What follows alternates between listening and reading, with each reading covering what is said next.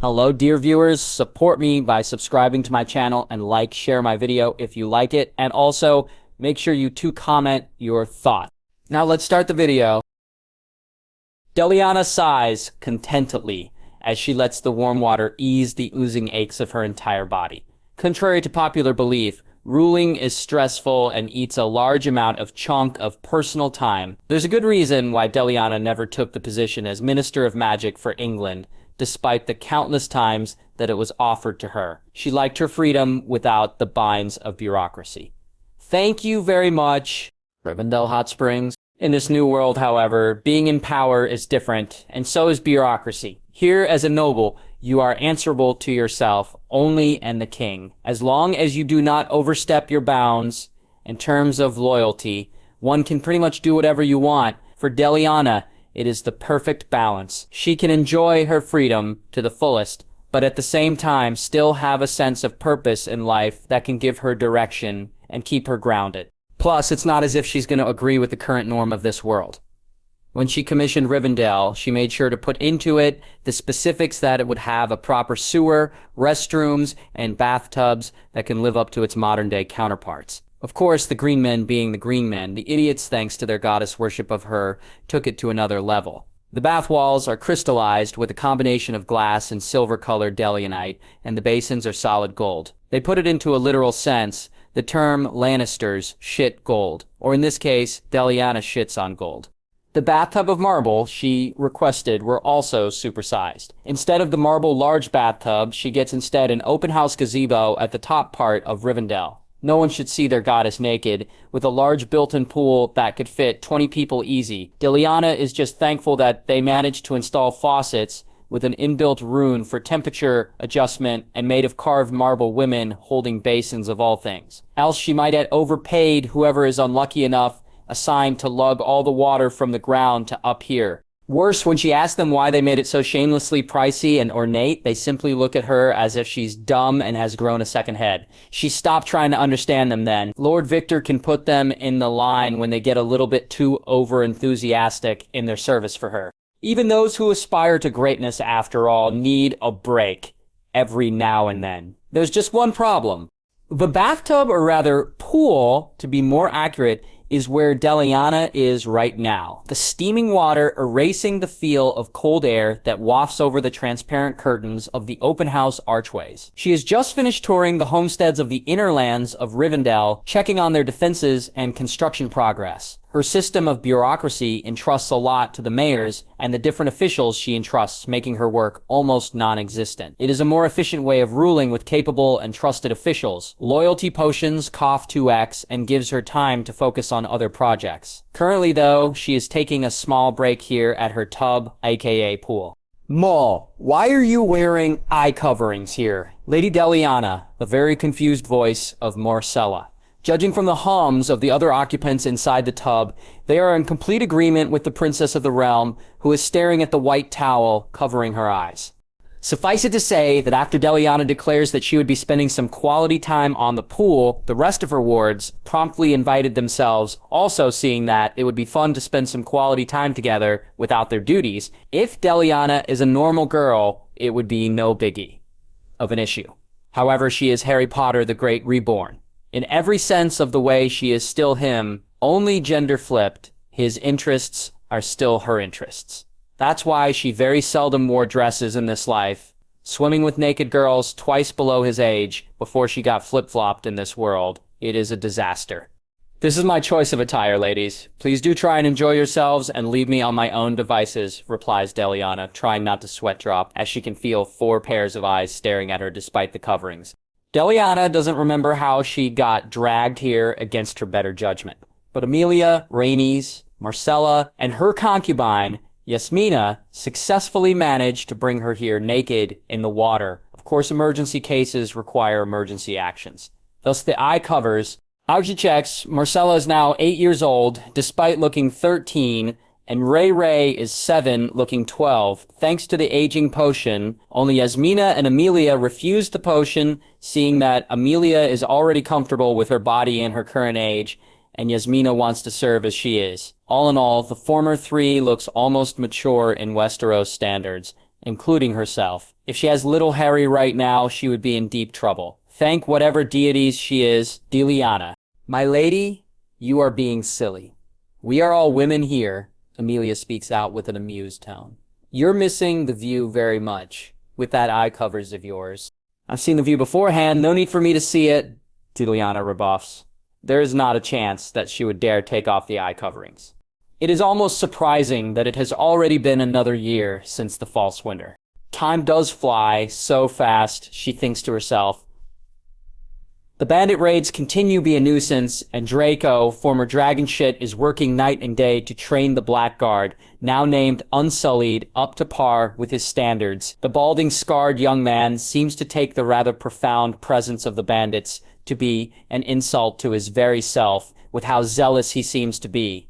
Mind you, despite the heavy scarring in his face, he looks oddly familiar to Deliana. She can't just put a finger on it, though. And suddenly touching her bare shoulders makes Deliana squeak and eep before realizing that it is Yasmina laying fingers on her back and body, removing the kinks of stress off her. Fine as you wish, my lady.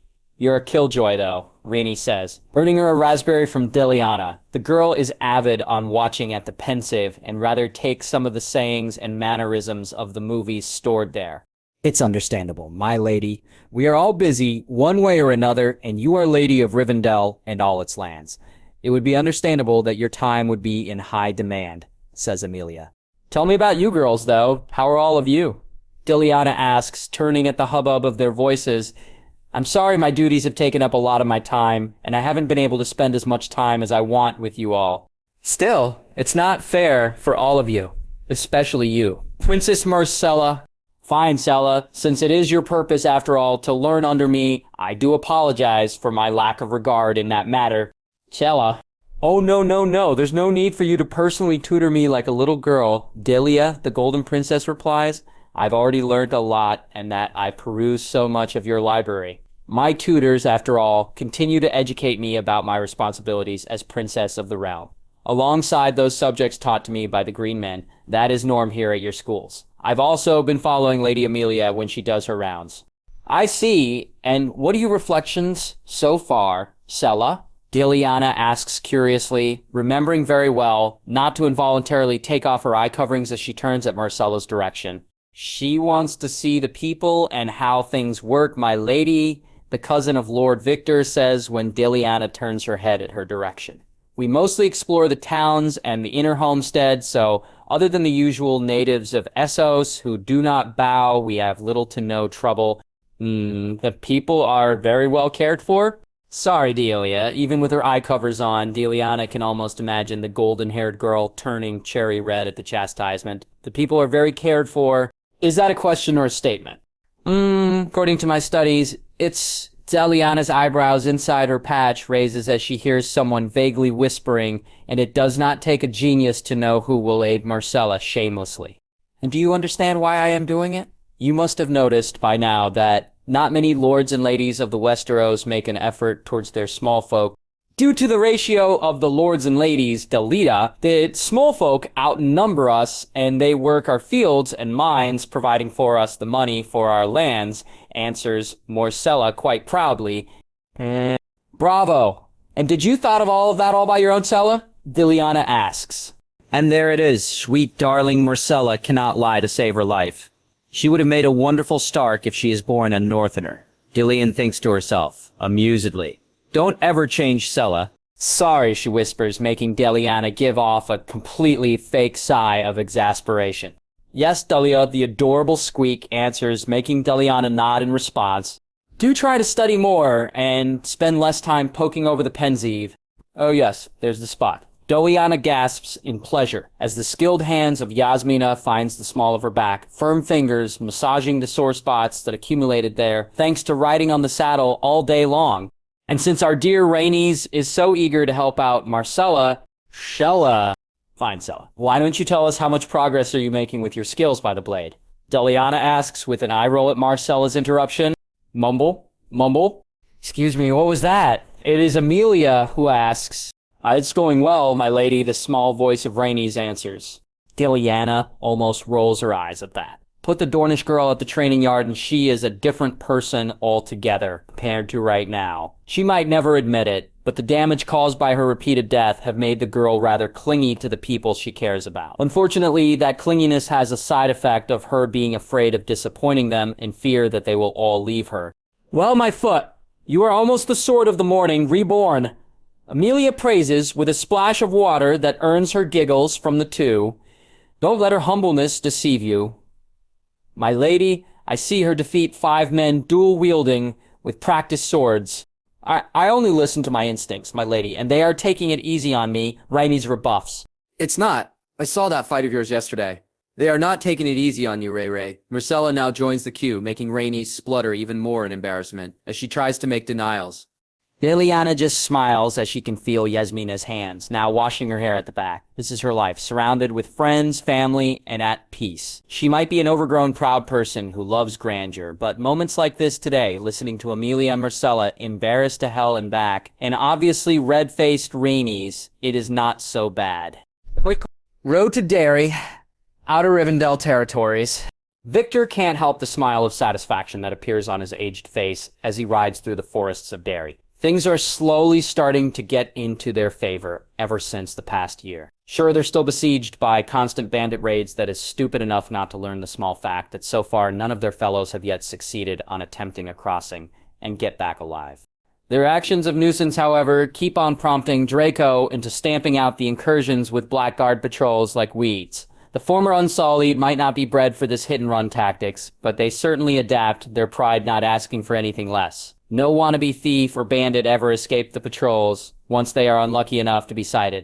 While the Blackguard, however, deals their fair share of justice on the interlopers, the majority of the deaths are surprisingly dealt by the locals of the homesteads. Anticipating very well that the Blackguard's vigilance would not fully stop the incursion on Rivendell borders, Liliana armed the homesteads with crossbows and enough ammunition to stave off an Ironborn raid each.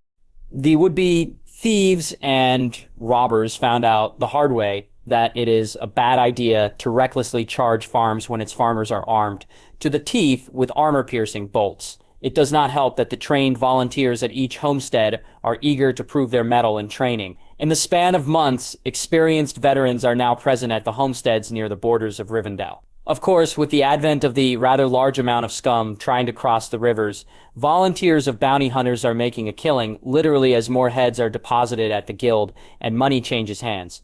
Too engrossed is Victor with his thoughts that he is caught completely by surprise as one of the death dealers shout, which brings Victor to the reasoning as to why here he is riding here towards the outer borders of Rivendell, which are comprised of the 3 lands annexed from the houses of Root, Derry, and Woad. The inner lands of Rivendell might be heavily protected thanks to the large presence of the Black Guard, the Bounty Hunting Guild, and the secret private force that the Lady Delina isn't divulging for some reason. Whatever it is, their Messiah always has a reason, and it is not in his place to know. The outer territories, however, do not enjoy the same large amount of protection. Sure, they have their own smaller forts manned by pockets of Blackguard and homesteads like the inner territory, but the fact remains that, other than House Derry, they are not protected by natural barriers like the inner territory.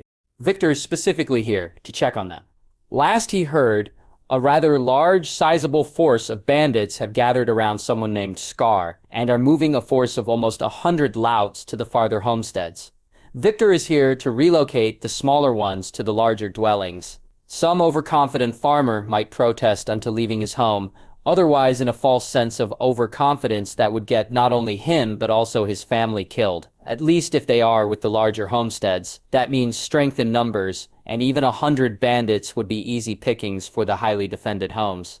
Even plate armor, after all, can't stop a quarrel from a crossbow bolt. Look out! It snaps the old lord to reality in a split second. The next thing he knows, someone shoves his horse to the side. A large tree without warning crashes to the guard that saved his life, flattening the man and his horse. See in which one of the death dealer's shouts and swords are drawn of the 30-man company that goes always with him. Men wearing the attires of ruffians with hoods at their heads immediately start appearing from the woods around. Victor himself draws his sword while gesturing for his men to backtrack through the path they used before. It is to no avail, though. The death dealer at the back of the column barely manages to turn his horse backward when another tree crashes on the path, nearly flattening him. Also, if not for him, backing away just in time. Not that it does him any good. One moment he is alive, the next he is falling down with 3 arrows protruding from his body. More arrows start pouring in every direction, and Victor only has a second to spare to see the source of the arrows, making his old heart sink as he counts near 50 men surrounding them at all sides, pouring in. More arrows at every direction. Death dealers start falling down like flies as even the rune-protected black ornate armor fails to fully protect their owners as arrows find their mark. To their credit, outnumbered, the death dealers do not panic, and instead they try to steady their horses even as their comrades die around them. Seeing the number of death dealers reduced badly, some of the braver or moronic ruffians immediately start to rush the beleaguered riders with makeshift spears.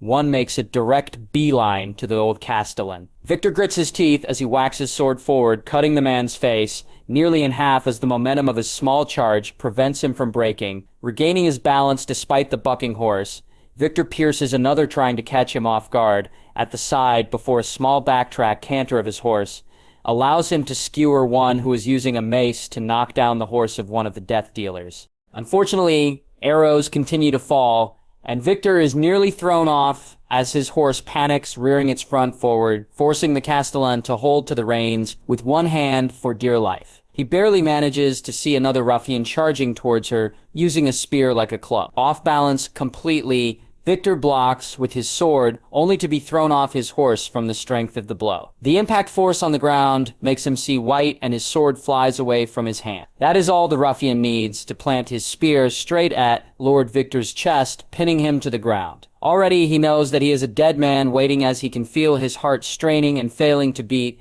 even as a piece of metal jams inside it. The ruffian that downed him joins his comrades on slaughtering the last of the death dealers. As he lies dying there, Victor listens as the last of the sounds of battle fades, with only the familiar noise of looing of the dead following.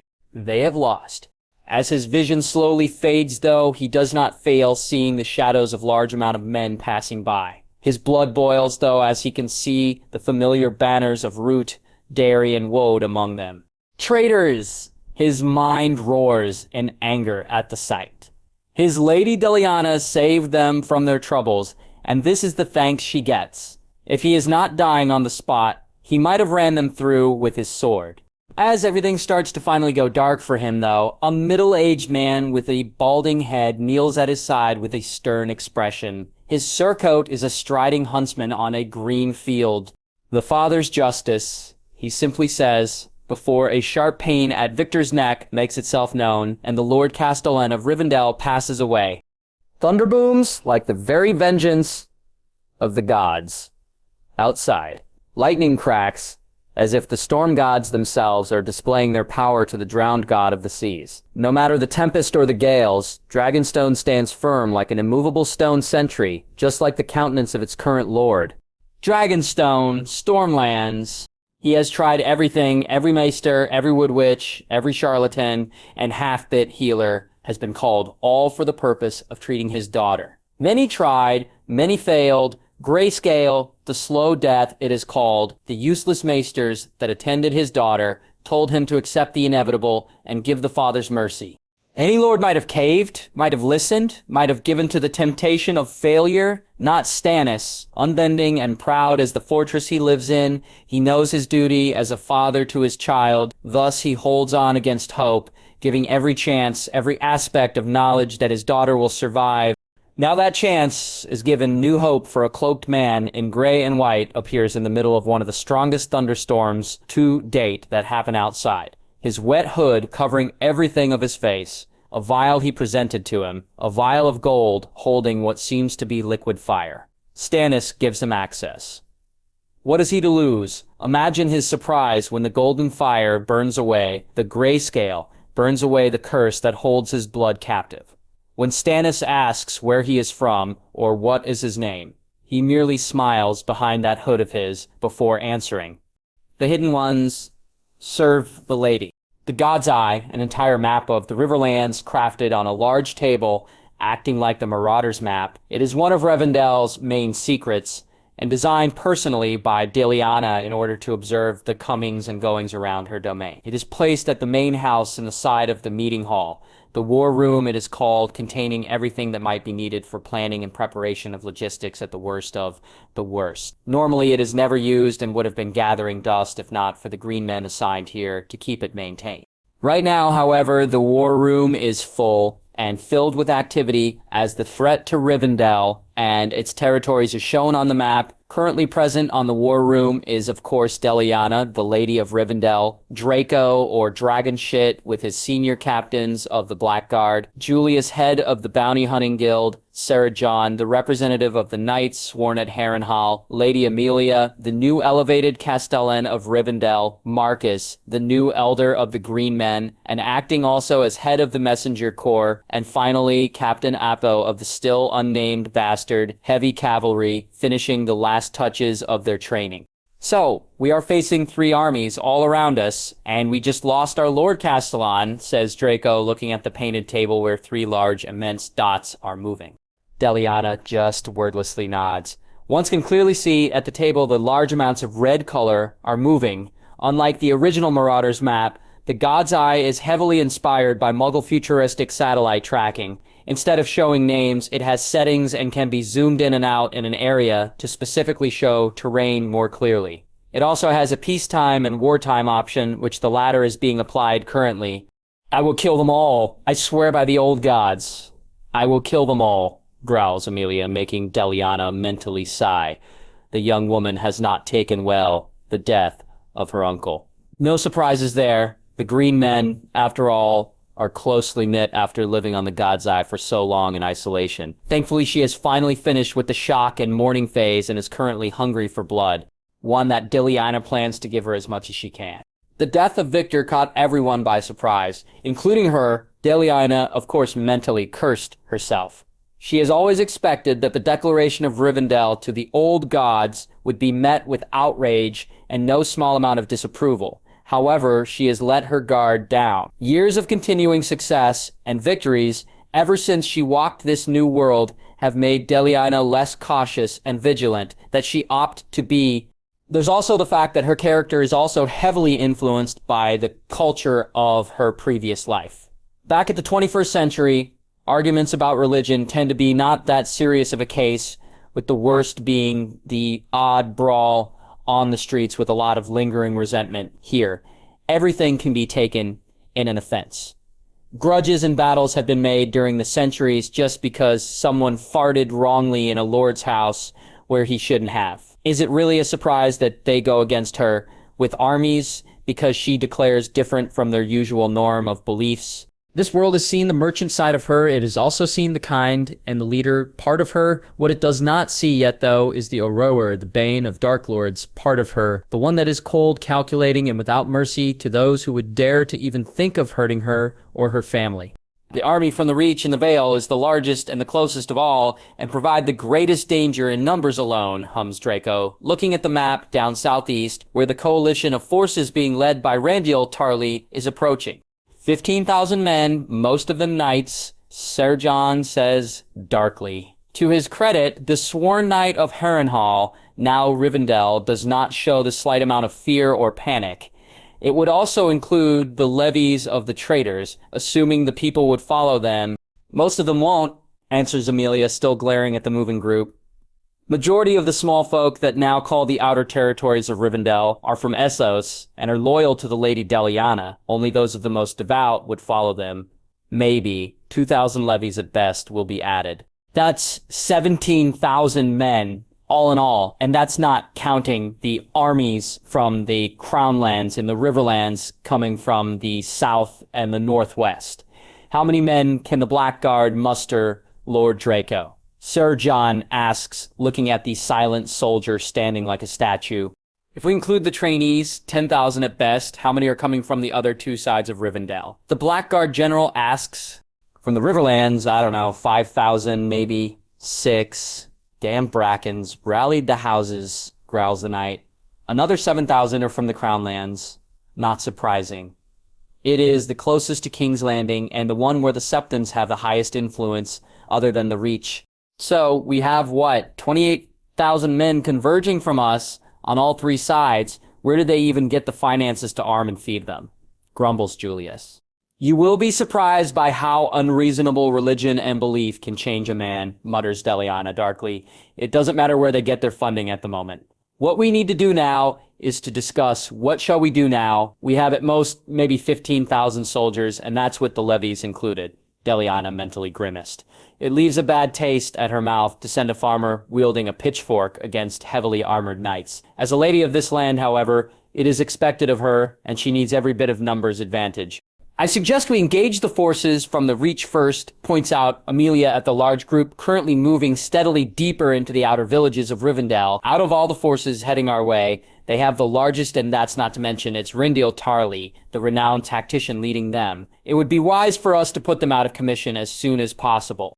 I agree with the Lady Amelia, says Draco, leaning on the God's Eye map. If we put together everyone, we are closest to number against the forces of the Reach. Also, they are traipsing their merry way against on the outer territories and probably razing or pillaging everything that they can lay their hands on. Years of work burning or destroyed by the people there. The general order of evacuation had been given beforehand. Majority of the small folk had retreated to the larger homesteads. With the forts abandoned there due to the pullout of the Blackguard patrols, they would not waste time besieging each and every homestead, but instead would be marching here, points out Marcus.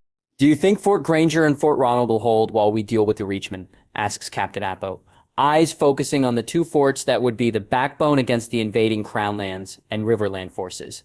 Of course they will hold. Our Lady commissioned them to be built for this very same reason. Have faith, Captain, for Our Lady knows all, sees all. Sure, Lord Marcus, the bastard captain replies, totally not reflecting the confidence shown by the Green Man.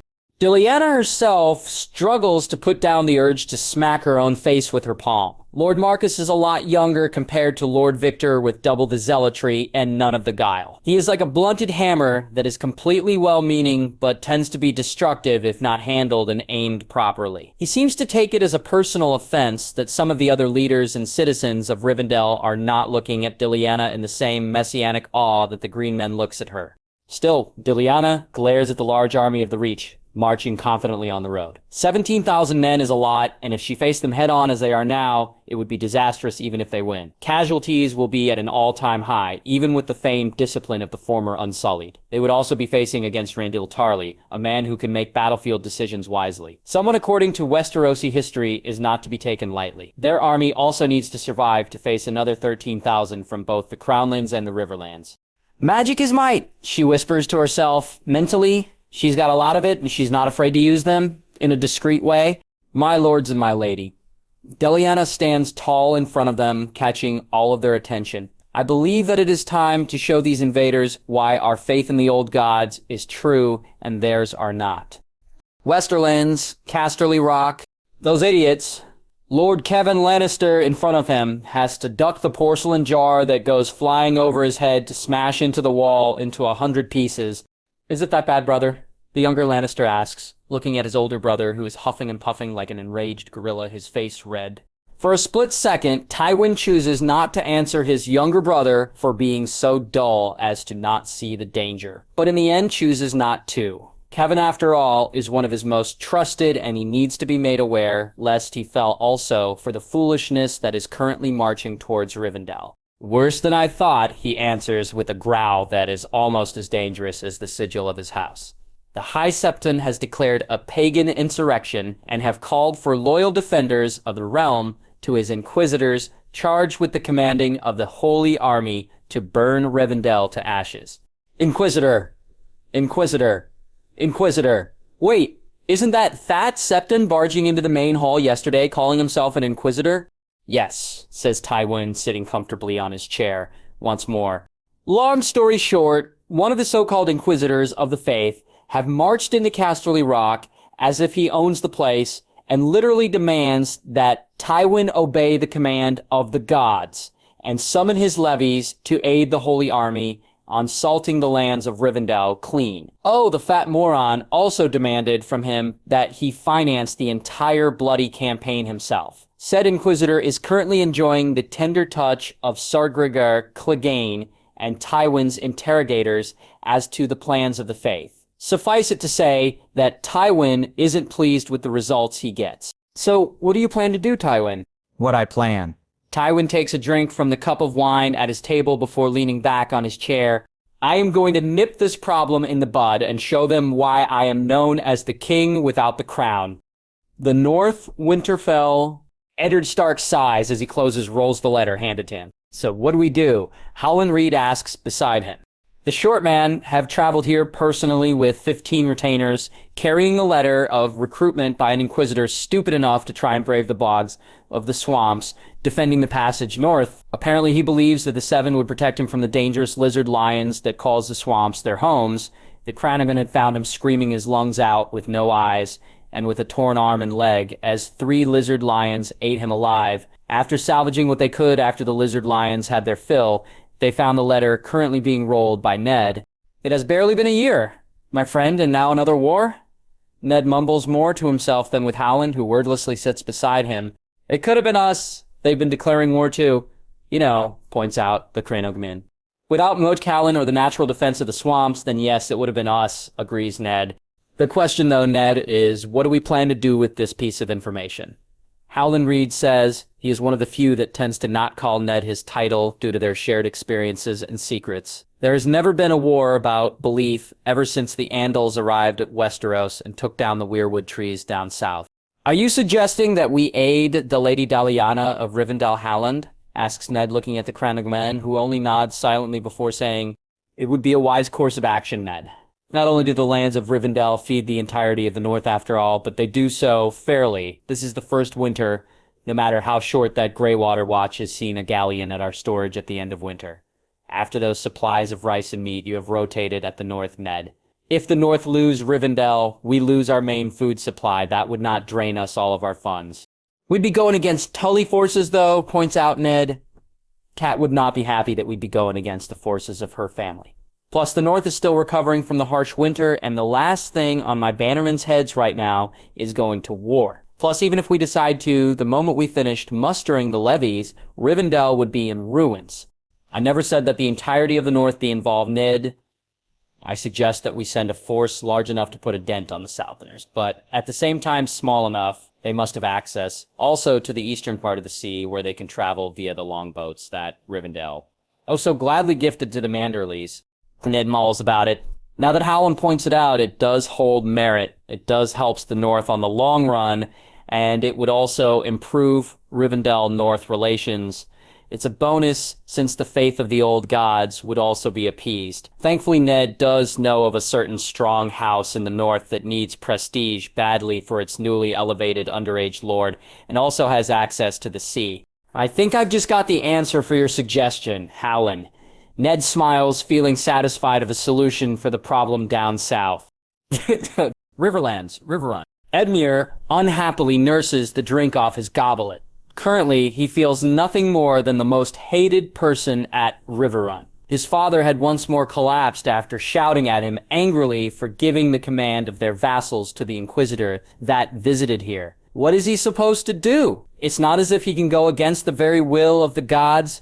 He can still remember the outrage on these very halls when the River Lords started another infighting when the newly dubbed Rivendell declared publicly for the old gods. One side who benefits a lot from the trade and supply of the Lady Daliana, like the Blackwoods, has no issue with her choice of faith. The Septons and Septas, after all, can be quite cutthroat when demanding for donation. The other side, with the Brackens on the lead, shouted for Dalina's head, for heresy. Of course, they are the first to raise up arms when the Inquisitor demands that the faith be defended. Now there they all are, with a lot of the Riverlands armed forces, marching off to his sister's lands, with every intent of burning her at the stake. As Edmure sits alone at his empty halls, drinking wine, the weight of the lordship he is inheriting weigh heavily on his shoulders, with doubt eating him from the inside. She's supposed to be a bastard that I hate. So why does sitting here doing nothing makes me feel as if I'm committing kinslaying? Rivendell, the topmost part of the White Tower. Imagine the empty space of a White Isengard where Gandalf was imprisoned by Saruman.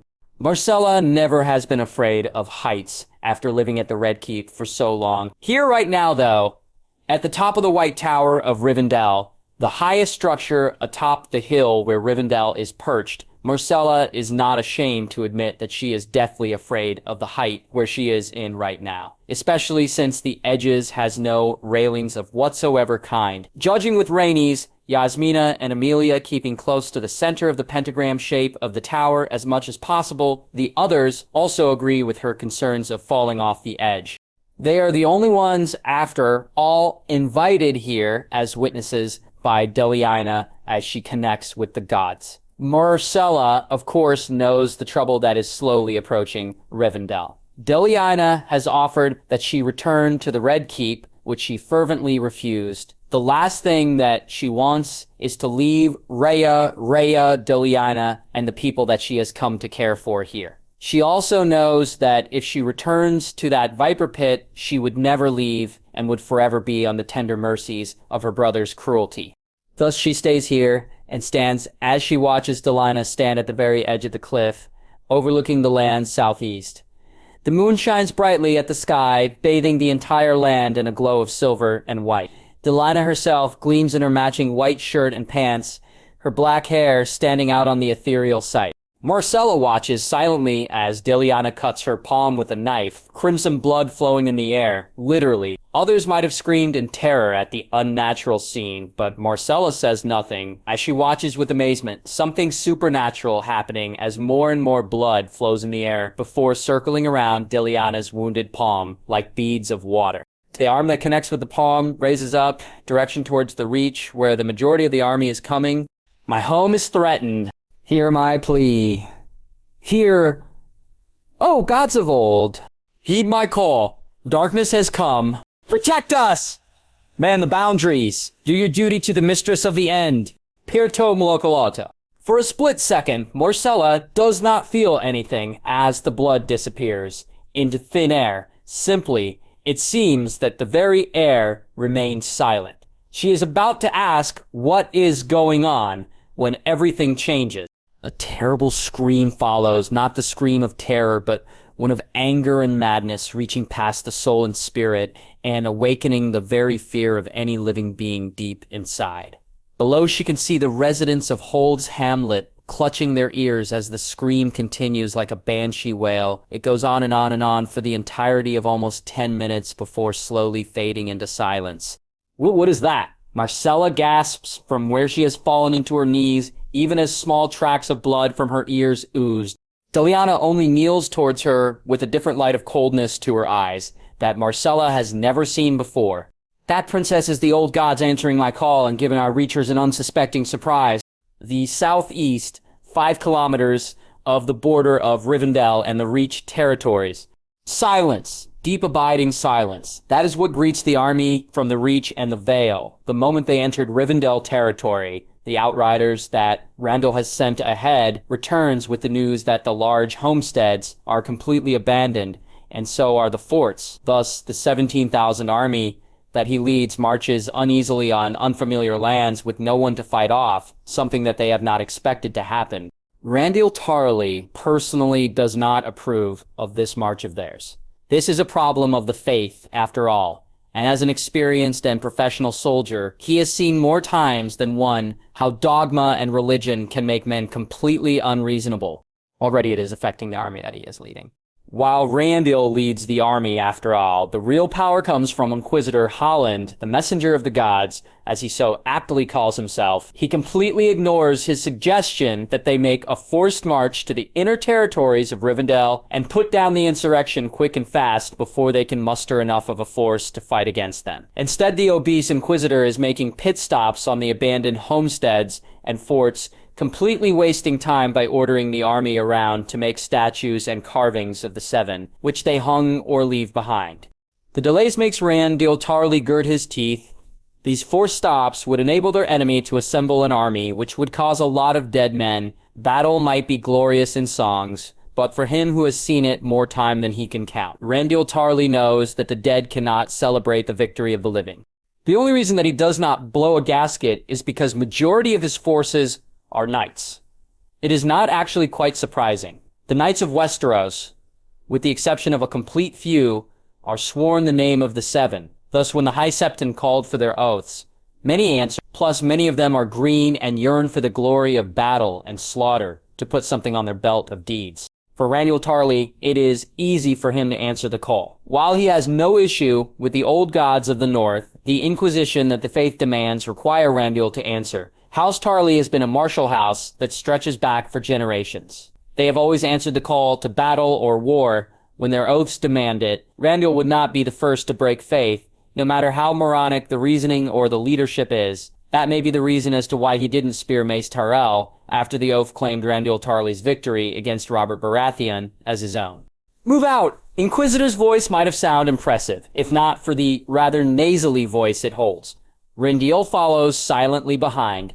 Already he is disapproving as he looks behind him to see the knights and the foot soldiers. They are leading happily, patting their bellies. The Inquisitor have declared another bounty of the gods and have literally feasted at the middle of the road. He tends to do this at every homestead they pass by. Now the soldiers are fat, full, and probably not even paying attention to their surroundings. Even the scouts at the sides are dozing off on their saddles. Seeing that this entire march had been less than fruitful when it comes into action, the men are completely inattentive. Already, some of the more bolder or stupid knights are boasting that the enemy must have run off at the coming of the Holy Army. Randyll, of course, scoffs at that. He has seen at Pike the prowess of the Unsullied and the cunning of the Dame Deliana of Rivendell. With a plethora of skills like that, Randyll knows that the last thing on that young girl's head is retreat. He is under no delusion that this campaign of theirs would end without bloodshed. Randyll Tarly's premonition of a fight comes sooner than expected. Without warning, an ear-splitting scream echoes all around them without warning. Men scream in response as everyone grabs their ears or skulls in an attempt to stymie the blood flow coming from their orifice. Horses bucks and flails, throwing knights off of them, and even killing a few men as they hollered and kicked in an attempt to stop the ear-splitting sound. Randyll himself goes cross-eyed as the sound makes him see quadruple, and he barely registers, going airborne as his horse throws him off also. It is only with the air being knocked off his lungs does he realize that he is in the ground and his horse running off. Still the piercing wail continues. Randyll has no idea how long it lasted as he lies there shaking his head, his armored gloves covering his head. It might be a min or an entire day. He has no know-how. All he knows is the breath of relief that follows when the wailing finally stops. Lord! "My lord!" The blurry sounds of his squire Edmure calling him snaps Randyll to some semblance of control as he forcefully pulls himself together. The next second, hands pull him to a sitting position, and he jerkily twitches as his vision slowly comes once more together. Edmure, Randyll mentally thinks as he stares at the face of his squire worriedly looking at him, only for the squire to suddenly pause as something emerged from his gut, specifically a root. Edmure, Randyll is fully awake now as his squire coughs up blood.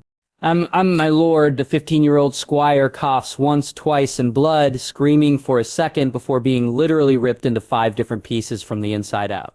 Now recovering, Randyll fervently notices the other's screams of terror around him. His eyes open fully, and for the first time in his life, Randyll Tarly is truly afraid, and for good reason. The forests and woods around them seems to have awakened. Naked women as beautiful as starlight and wicked as sin appears from the barks of trees, moving like starlight before sharp, shark-like teeth bite through armor, flesh and bone. Wooden beings with trees as bark and walking with roots, smacking men left, right, and center. Those that have the unfortunate luck to be touched are screaming as wooden spores attached to any naked skin before burrowing like grubs and exploding from the inside out, causing many legs and arms to be separated. Giant humanoid-like trees are ripping themselves off from their roots and are kicking and crushing fully armored knights as easily as a man would crush a tin can.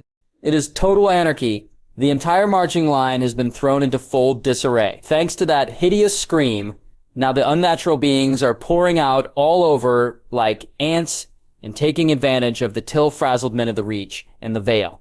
I am the representative of the High Septon, the messenger of the gods. Hear me, monster, and be banished before my face. The booming voice of the Inquisitor leading them makes Randyll turn towards the man who was raising both his hands with his staff of office, pointed into one of tree giants clutching a dead body of a knight.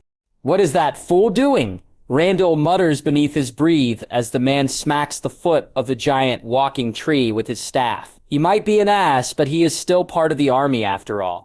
"In the name of the true God, I command thee, Stu." His impromptu exorcism is abruptly cut off as giant tree grabs his foot and bodily swings his body to the ground with a meaty smack, leaving a bloody smear behind before juggling it around his head and used as ammunition that decimates the lives of 5 more men in a gory explosion upon impact. Randall knows then and there that he must do something lest the massacre of his army fall into a complete rout. "Stand tall, men of House Tarly, to me," he roars amidst the throng of the dead and dying, pulling his sword, Heartsbane, and cleaving in half one of the unnatural, murderous beauties who shrills as it dies. Randall idly notices that instead of crimson, green blood splatters all over his sword. The men of House Tarly, to their credit, despite caught in the panic rallies around him, their spears and weapons drawn, nearly 60 all. Of course, such a gathering of men tends to attract attention, and it does not long for this figure monsters to throw themselves at the gathered group. Like a lightning bolt, they crash on the shields, sending knights and men-at-arms stumbling against the unnatural strength of these creatures. One knight whose helmet is dislodged via impact gets mauled as he takes a second to rearrange the visor on his head. The guardsman at his side gets an impromptu sword thrust from a borrowed blade by one of the wooden beings. A pained screech comes from another knight wearing the Vale's colors as the wooden being that serves as his opponent kicked him in the crotch, burying the plate deep inside his jewels.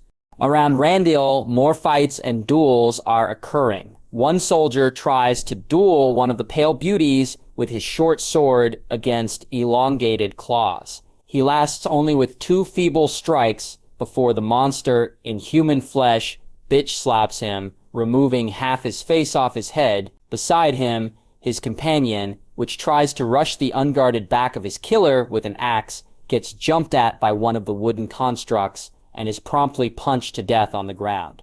Springing sounds makes Randall look at the trees, only for his heart to sink. Wooden female structures who have bows as hands are glued like squirrels upon the tree trunks. He can see one shooting a spike of some kind that impales itself on one of his retainers straight at the eye and taking him fully out of commission. Still, his men fought on around him with courage despite the unnatural foes they are dealing with. He identifies one, Sir Pollard, blocking a claw strike from his enemy before punching it straight to the face with the pommel of his sword and twirling to block another one. His squire jumps behind his back without warning and takes him to the head, the spike aimed at the knight.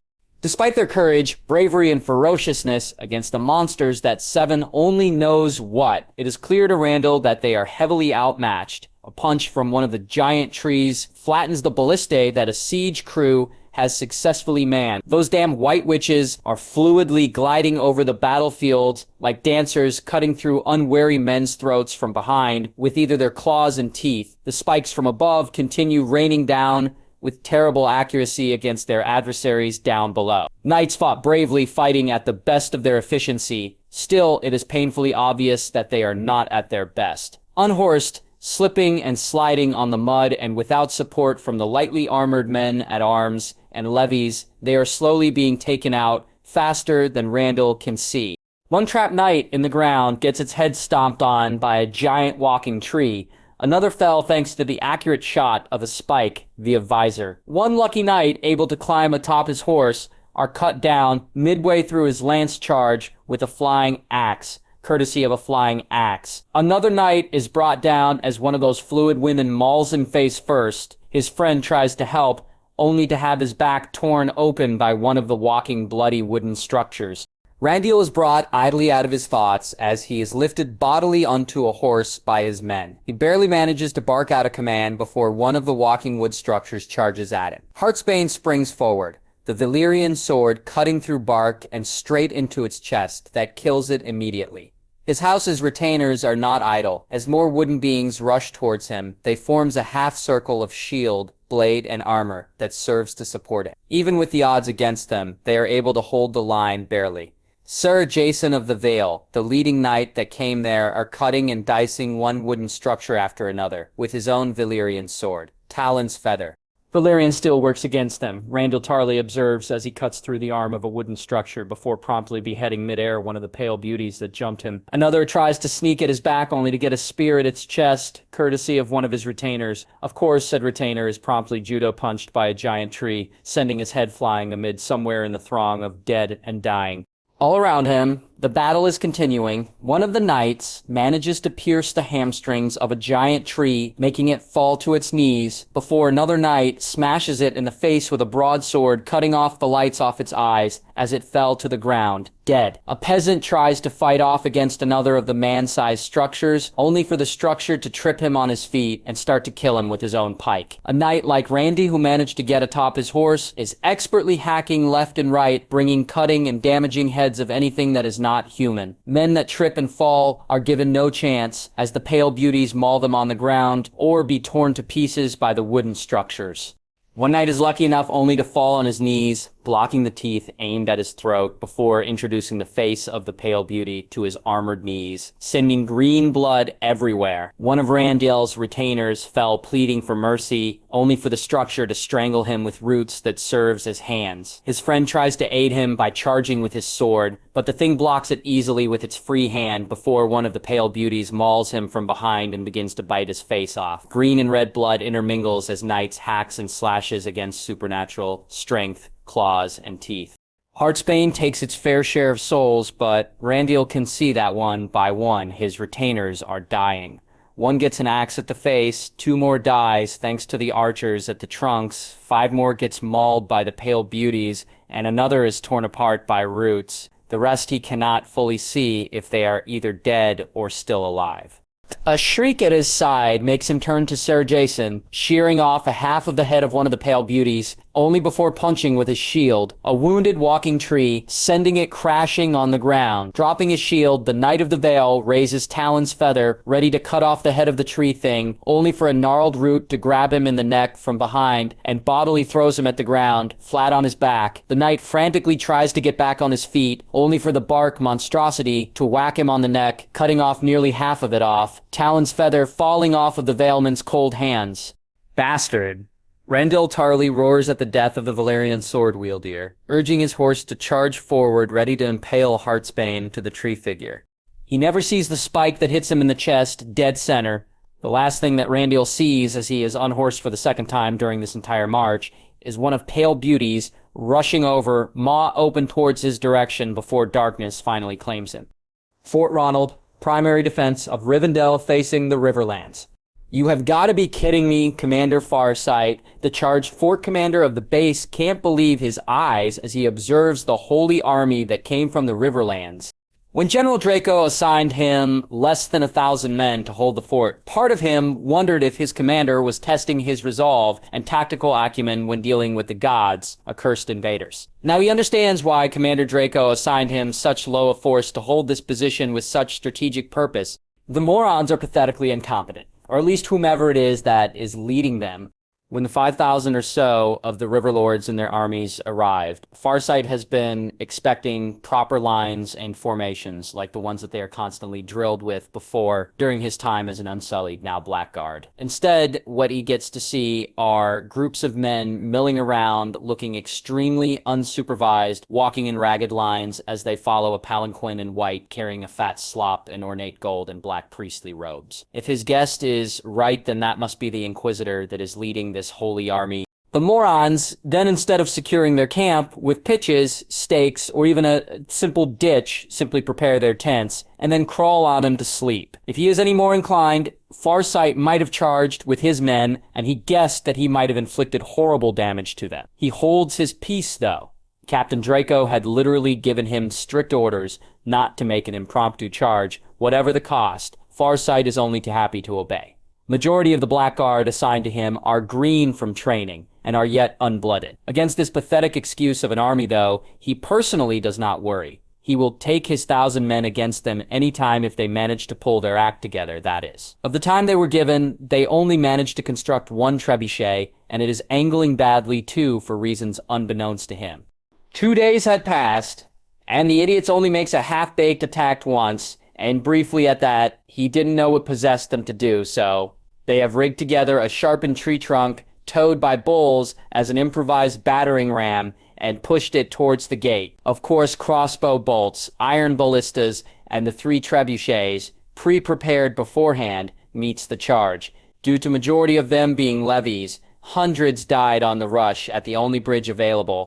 Some of the wiser, more creative ones tried jumping over to the waters in order to swim it out. They obviously had no experience about swimming, since half of them immediately start going down like a rock burdened with tall hide and chainmail. The rest, who miraculously managed to drag their sorry asses to the shore at the opposite side, become easy target for the scouts there and the crossbowmen. It's pretty hard not to be noticed when you are spluttering loudly and coughing your lungs out.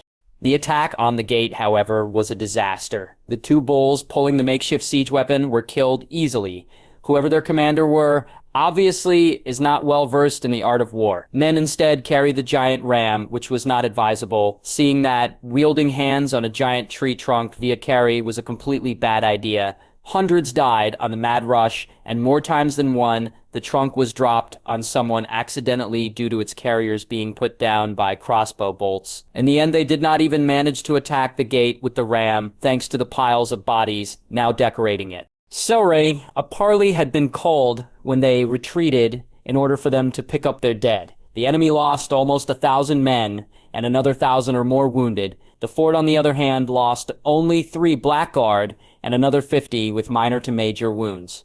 Now the morons at their barely defended camp, realizing their folly, are simply throwing trebuchet ammunition at them, which falls extremely far from the fort due to the ward runes carved by the green men at its walls. Their return fire, on the other hand, is a lot more accurate each time, but Farsight orders his commanders to hold the ammo in reserve, especially since he can see another 4,000 free reinforcements approaching from the north. That seems to be joining the Holy Army. Fort Granger, south of Rivendell, primary defense. On my command, open the gates. The iron and wood gates of the fort swings open fast despite its size, lightweight runes. On me, double time, the 50 or so blackguard marches in tandem and perfect cadence in 3 lines as they face off against quadruple their number from House Goodbrooks, levies, and men-at-arms. Fort Commander Pete calls the cadence perfectly as he trains his eyes and wrath against his enemy. These bastards dare call Lady Deliana a heretic. He'll kill them all. House Goldbrook, despite part of the Holy Army coming from the Crownlands, have instead charged ahead since it is impossibly near to the border of Rivendell. Apparently, according from inside information from the Lady Deliana herself, the head of their house believes that if he takes Fort Granger, he would easily gain favor of the Holy Inquisitor in charge of the Southern Army. Pete, unfortunately for him, plans to dissuade him of that notion. Form up, 10-man line.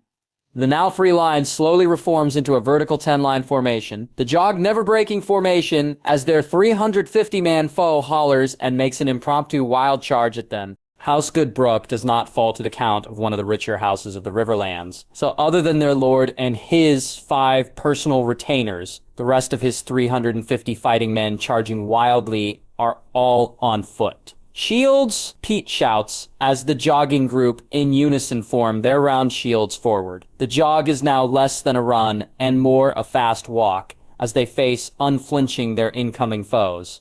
So why is it bad, Tywin? Continues his brother. We've already dealt with the Inquisitor.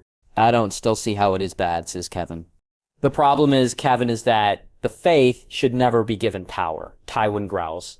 There's a good reason why the Targaryens, for all their power demands, that the Faith militant be disbanded. Religion in controlled doses is good, but put swords on the hands of fanatics, and you get unreasonable men willing to burn everything down. Tywin mentally rolls his eyes at his brother. It seems cleverness has skipped a lot of souls at his family. Look at it this way, little brother. If these Inquisitors can march around my own home as if they own it, without fear or remorse, even with no success on their names, imagine how unreasonable they can be once they have something on their name and belt. Not all lords, after all, can hang one and get away from it, like I can. Oh, yes. Oh, Tywin grunts, finally satisfied that his brother also connected the dots. Steady! Steady! Now! And without warning, the entire line stops flat on its tracks, the second to the 5th person in each line bracing one another. The result is immediate. Carried still by the full momentum of their charge. The levees of Goodbrook slams like water into the rocks of the harbor. More than one unfortunate Riverlander get their bones broken as they are caught between their fellows from the back and the immovable shields of the Black Guard. As they milled unceremoniously, with some dying due to internal injuries, the spears of the Black Guard do its grisly work. Cries of pain and fear immediately fills the air, as metal pierces flesh, the thin chain mail and leather provided to the levies, doing little to nothing in protection against the heavily enchanted weapons of the Black Guard. Forward march! Forward march! The shout of Pete moves the line forward with a 1-2 cadence that the former Unsullied is well known for. Spears strike from the shields like tongues of snakes, and anyone unfortunate enough to be in their way are cut down like hot knife through butter. Some of the braver peasants or man-at-arms try to charge the wall of shields intent on finding purchase, to no avail. Whenever they try to pick a shield to attack, a spear would appear from its side ready to impale the attacker outside of his guard. At the end of the day, almost 200 of the levies lie dead on the ground, with none at the side of Fort Granger. King's Landing, Red Keep, the entirety of the Seven Kingdoms minus Rivendell, is fully enjoying the King's peace. The small Council's chambers of the King, however, is anything but peaceful. What do you mean, the Faith is mobilizing an army? Nobody told me about this, roars Robert Baratheon. This is one of the rare instances that the King chooses to attend this meeting. And for good reason. His daughter, after all, is in peril. Unfortunately, angry Robert is worse than a drunk Robert. Armies actually, Robert grunts Rensselaer unhappily. Majority of the soldiers come from the Reach, the Riverlands, Crownlands, the Vale, and some from the Stormlands. Fuck? Armies? How the fuck did the Faith get money for how many armies again? 3, Your Grace, simpers the Spider. Each one is being led by an Inquisitor assigned personally by the High Septon. That doesn't answer my damn question. Robert slams his meaty hands on the table, causing everyone to flinch. Really? Yes, brother. The Master of Laws whimpers of all things. Send the ravens. I am calling the banners, and I am putting down this insurrection once and for all. The banners, Your Grace. Next time I repeat myself, I am throwing you out of the goddamn window. Sir Barristan. Yes, Your Grace, the commander of the King's Guard replies, barging in from the outside. Gather 100 of the gold cloaks, and I want you to go to the Sept of Baelor and put into chains the High Septon. The High Septon, Your Grace? If one more person asks me to repeat myself, I'm gonna fucking kill somebody. Robert roars, ignoring the spittle that lands on Pycelle's face, who, croaking, tries to wipe his face. Your Grace, Littlefinger tries to speak, only to be silenced by the stubby finger of the King pointed at him. Croak one more word and I'll personally rip your head off, he thunders. Renly! Barristan! The two hurries to the door, only to be barreled backward when an irate and angry Jon Arryn enters, followed by Queen Cersei, who is supporting a smug look. What is the meaning of this, Robert, about you calling the banners? Demands the hand of the King, who has to duck then as a flying piece of ledger, courtesy of Baelish, bringing it with him, sails over his head, only to smack right at Cersei's face, who gives off an agonized cry before crashing down like a sack of potatoes. Your Grace! Littlefinger, Pycelle, Renly, and Barristan rushes to the Queen, now supporting a massive bruise and a nosebleed. Jon, however, remains fixated at Robert. You can't do this, Robert. The crown owes the Faith almost 2 million gold dragons, and you can't march against them. The King is supposed to be the defender of the Faith, Robert. My daughter is in danger, Jon roars, Robert staring down against his father figure. I understand that, and my bannermen are moving without my say, so give me time to resolve this peacefully without turning the realms into chaos. Robert. Wait! It's always wait with you, Jon! This is my daughter, my blood, and she is caught in the middle of a bloody war. I am ripping the High Septon's head off, even if it's the last thing that I do. Your Grace!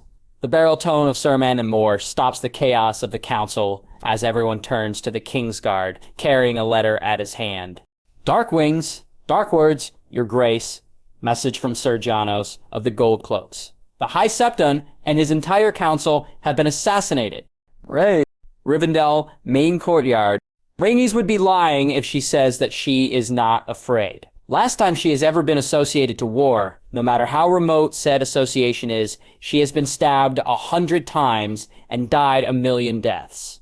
Now here she is preparing to enter another war, and this time, literally, she, after all, can't let Myrcella go off on her own. Lady Deliana won't like this Cella. Please, you have to reconsider, begs Rhaenys to Myrcella, who is dressing herself like one of the Blackguard. We trained for this, Ray. Don't worry, we'll be fine. You know that Lady Deliana would be there leading us. She smiles at Rhaenys before putting on the face helmet of the Blackguard. So, how'd I look? She poses dramatically in front of the former princess. Rhaenys is not the least bit reassured. Please, Cella, you are a princess. Princesses don't go incognito in fights, urges Rhaenys, even though she puts on her own Blackguard armor. There's no way in hell she's gonna let Myrcella gallivanting off to join the main army, all on her own. You can't even hit Emilia during our spars, Rhaenys points out as she puts on the armor. Emilia is an expert already. Ray, besides Queen Visenya and Queen Rhaenys did it long ago, joining fights even though they're ladies and royalty. They have dragons, Cella. They are far up where no one can reach them. Rhaenys gladly reminds, even though she hates with every fiber of her being anything related about her original family. Well, I have something better than dragons, Ray, Myrcella says, strapping the short sword at her waist. Really? And what is that? Rhaenys asks, looking pointedly at her. Cella only gives her a happy eye grin through the helmet mask. Lady Deliana, and you, of course, Ray. Cella? Rhaenys' exasperated shout is drowned out by the sound of the Blackguard legions arming themselves at Rivendell. The White Tower, Rivendell. It works different from what I expected. Not pleasing, but one that can be adjusted at a later date. You may take your leave, she waves off the masked and cloaked, kneeling figure who bows before disappearing into thin air, as it puts on the cloak that is reserved only for the Hidden One's use. Her eyes stare towards the Reach. Feeling both pleased, a little bit miffed. Out of the 17,000 men that marched against them, 15,000 are dead. 2,000 managed to ride away with Randyll Tarly in tow. 0 prisoners. Of course it is to be expected. Dryads, Hamdrides. Trentonants rarely take prisoners. At least with the forest awakened there. They won't be attempting an assault that way again. Not for a long time at least. Trade, she expects, would also be lessened there for a while, until she comes up with something that would not pick clean. The bones of a random traveler. With the army from the Vale and the Reach no more, Deliana turns her attention south where the survivors of the Reach will surely link up to the invaders from the Crownlands. Unfortunately, she cannot make a repeat of her feat of waking up the trees. It, after all, requires a lot of blood magic, runes, and power. She needs a few years to refuel her latent magic if she plans to use the awakening ritual without killing herself. For now, though, the next step would be the classic, grisly, and bloody work of swords and spears. It would, however, serve as a training ground for the Black Guard, her still unnamed bastard cavalry, and a chance for the old god's religion to make a boast of itself. Are you ready for this, Sir Arthur? Deliana looks at the ghostly knight, who bows. As you will, my lady. The sword. Dawn gleams brightly at the ground, where the knight is bowing. Hundreds of feet march to the beat as line after line of black guards march past her. For Deliana, it feels a bit ironic she would be lying to herself if she says that she is not nervous. In her past life, she had fought battles with her squad and team of Aurors, especially in her early years at the department as an Auror captain. She understands more than anyone else what it feels and means to be responsible for lives under her command. She had lost men before, and the guilt never truly goes away. It was one of her reasons why she became a solo hunter of wannabe Dark Lords and real deal ones. Now here she is in charge of 11,500 men. 9,000 comes from the Black Guard, though. 1,000 has been left behind to guard Rivendell. 3,000 are levies. The random brave farmer or craftsman who wants to join the fighting. 300 are cavalry, with 50 being knights. Another 200 serving as light cavalry, while the remaining 250 belongs to the newly christened Silver Wings, covered with ornate balance of plate and scale armor-colored silver. They look menacing, especially with wings at their backs. Armed with heavy spears and sabers with a modified crossbow bolt, which can hold 5 shots before needing a reload. They are heavy cavalry, basically. Their undershirts are dark blue in honor of House Ravenclaw, since everyone in the Order has an intellectual requirement in order to pass. They literally screamed rich a mile away.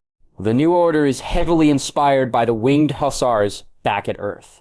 Ileana privately wants an order that would put to shame the knights of this land. The knights may swear different oaths, but majority of them are just proud louts that would break an oath as easy as it would be for them to sneeze. Thus, if she's going to be honest with herself, the reasoning why she made the Silver Wings is because she's feeling a little bit vindictive and has an unnatural sense of pride. A good leader, after all, requires noble and courageous knights willing to follow her. Oh, and the fact that a requirement to join the Silver Wings order is for one to be a bastard, she can almost imagine the Septons and Septas frothing at their mouths for this insult to their religion later. As it is currently, though, all these lives are her burden to bear. Like a winding snake, the lines extend to the edge of the forests near the stony sept at the border of the Riverlands and the Crownlands. Ileana herself is at the center flank, standing aside her midnight-colored horse. For this battle, she has opted to wear additional arm greaves made of metal and a blood-red plumed helmet atop her head, alongside a blood-red jerkin with chainmail covering in a corset of light plate. Thigh-high hard leather boots cover her pants, and the metal boots of hers rise to her knees to protect her calves. Currently, however, said helmet is off in order for the men to her and boost the already high morale. It's pretty hard not to thanks to loyalty potions and the blessing of the old gods. Well, they're quite a lot, aren't they? The carefree voice of Emilia sounds beside her, makes Deliana Thurn to the new Castellan wearing the familiar black plate and chainmail armor that the Death Dealers use. The only difference of her attire is that it is more form-fitting, holding a woman's body Shane instead of a man. At her side is a jagged sword that looks more than a saw, rather a sword. The green men have relics like that from their time before her. As she eyes the weapon, she's got a feeling that said blade starts the life as a teeth of some kind of creature, if the ragged edges are to be taken into account. Emilia's mood, sufficed it to say, turns a complete 180 out of the desire for vengeance to gleeful justice once the news got out that the army of the Reach was decimated after Deliana prayed to the old gods for support. While the godly support did fully cement the faith of the old gods in her territories, the fanatical view of the green men towards her seemed to had quadrupled. Now she can't even walk in Rivendell without someone falling on their faces at her very presence. Deliana simply hums in response as she stares at the opposing field in front of them. While fully confident in her own magic and power, part of the former wizard can't help but be unnerved at the sight facing her. The army from the Crownlands with Reach remnant support and fresh levies sent from other Reach houses to aid Randall's survivors. Thanks to the awakening of the old gods, last she heard are almost 18,000 in number. That's almost double hers. Stretching out from one end of the plain to the other, they almost looked like locusts. Compared, however, to the rather neat formations of the Black Guard, the Holy Army, however, is a giant chaotic mass that looks barely in order. Deliana would bet that the only reason they are even in the slightest form of discipline is due to Randyll Tarly's presence. This is a very different battlefield compared to Pike, one that Deliana admits is her first time of participating. A direct confrontation between two large armies. I'm surprised, Lady Amelia, that you have not protested to my plan with me leading the charge. Deliana speaks out, still staring at the Reach and Crownlands forces combined. To her surprise, her bodyguard only laughs at her words. I have full faith in you, my lady. I have seen you transform a land of nothing into the richest and most self-sustaining land in this continent. I have seen you work wonders and wield powers that only our gods must have blessed you. I have seen you call to them and they answered you with power and strength. She smirks rather crazily at her. Wherever you lead, I will follow. Whatever you say, I will do, and I will not question.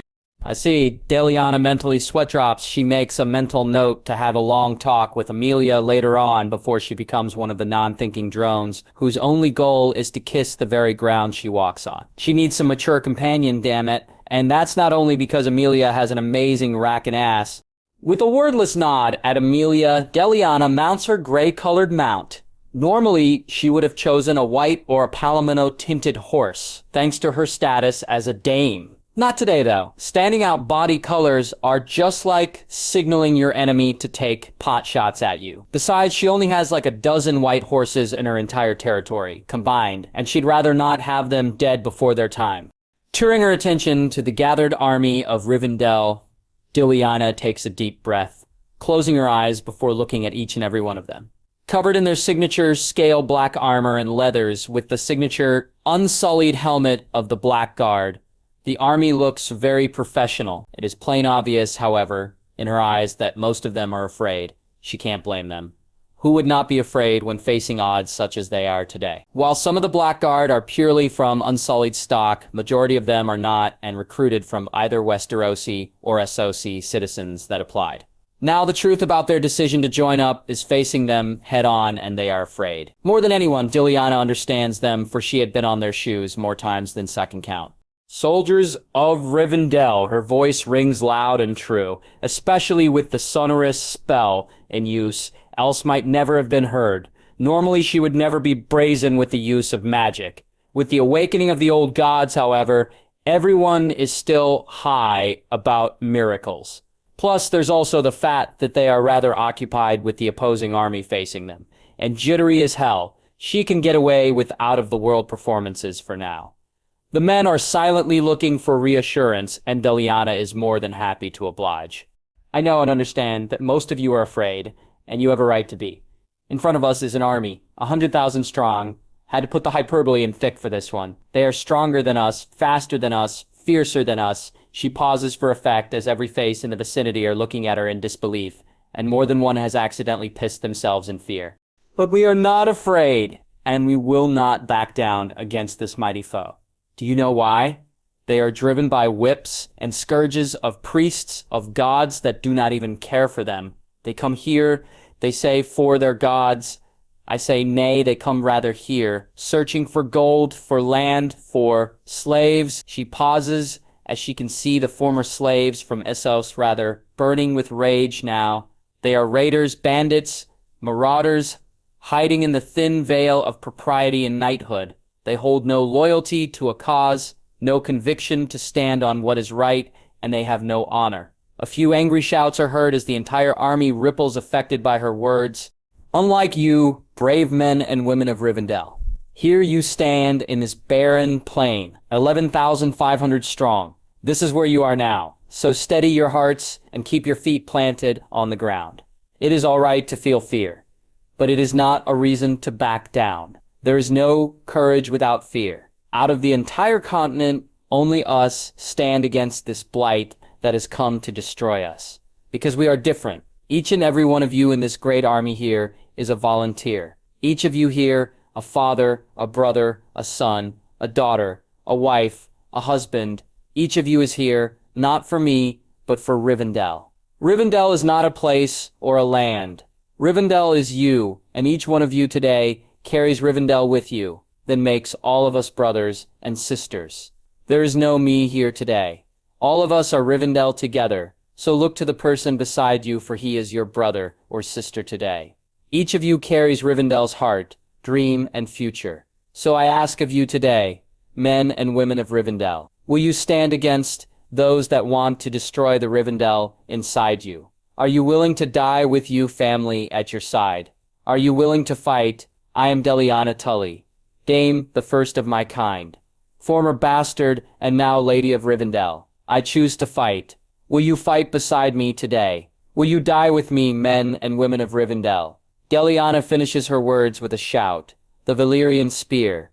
It glows forged from red rain and nightfall raised high above her head. Complete silence greets her. The burning sensation on her cheeks grows as the first trickle of embarrassment rises. For a moment she feels like a fool and wonders if she has botched it up.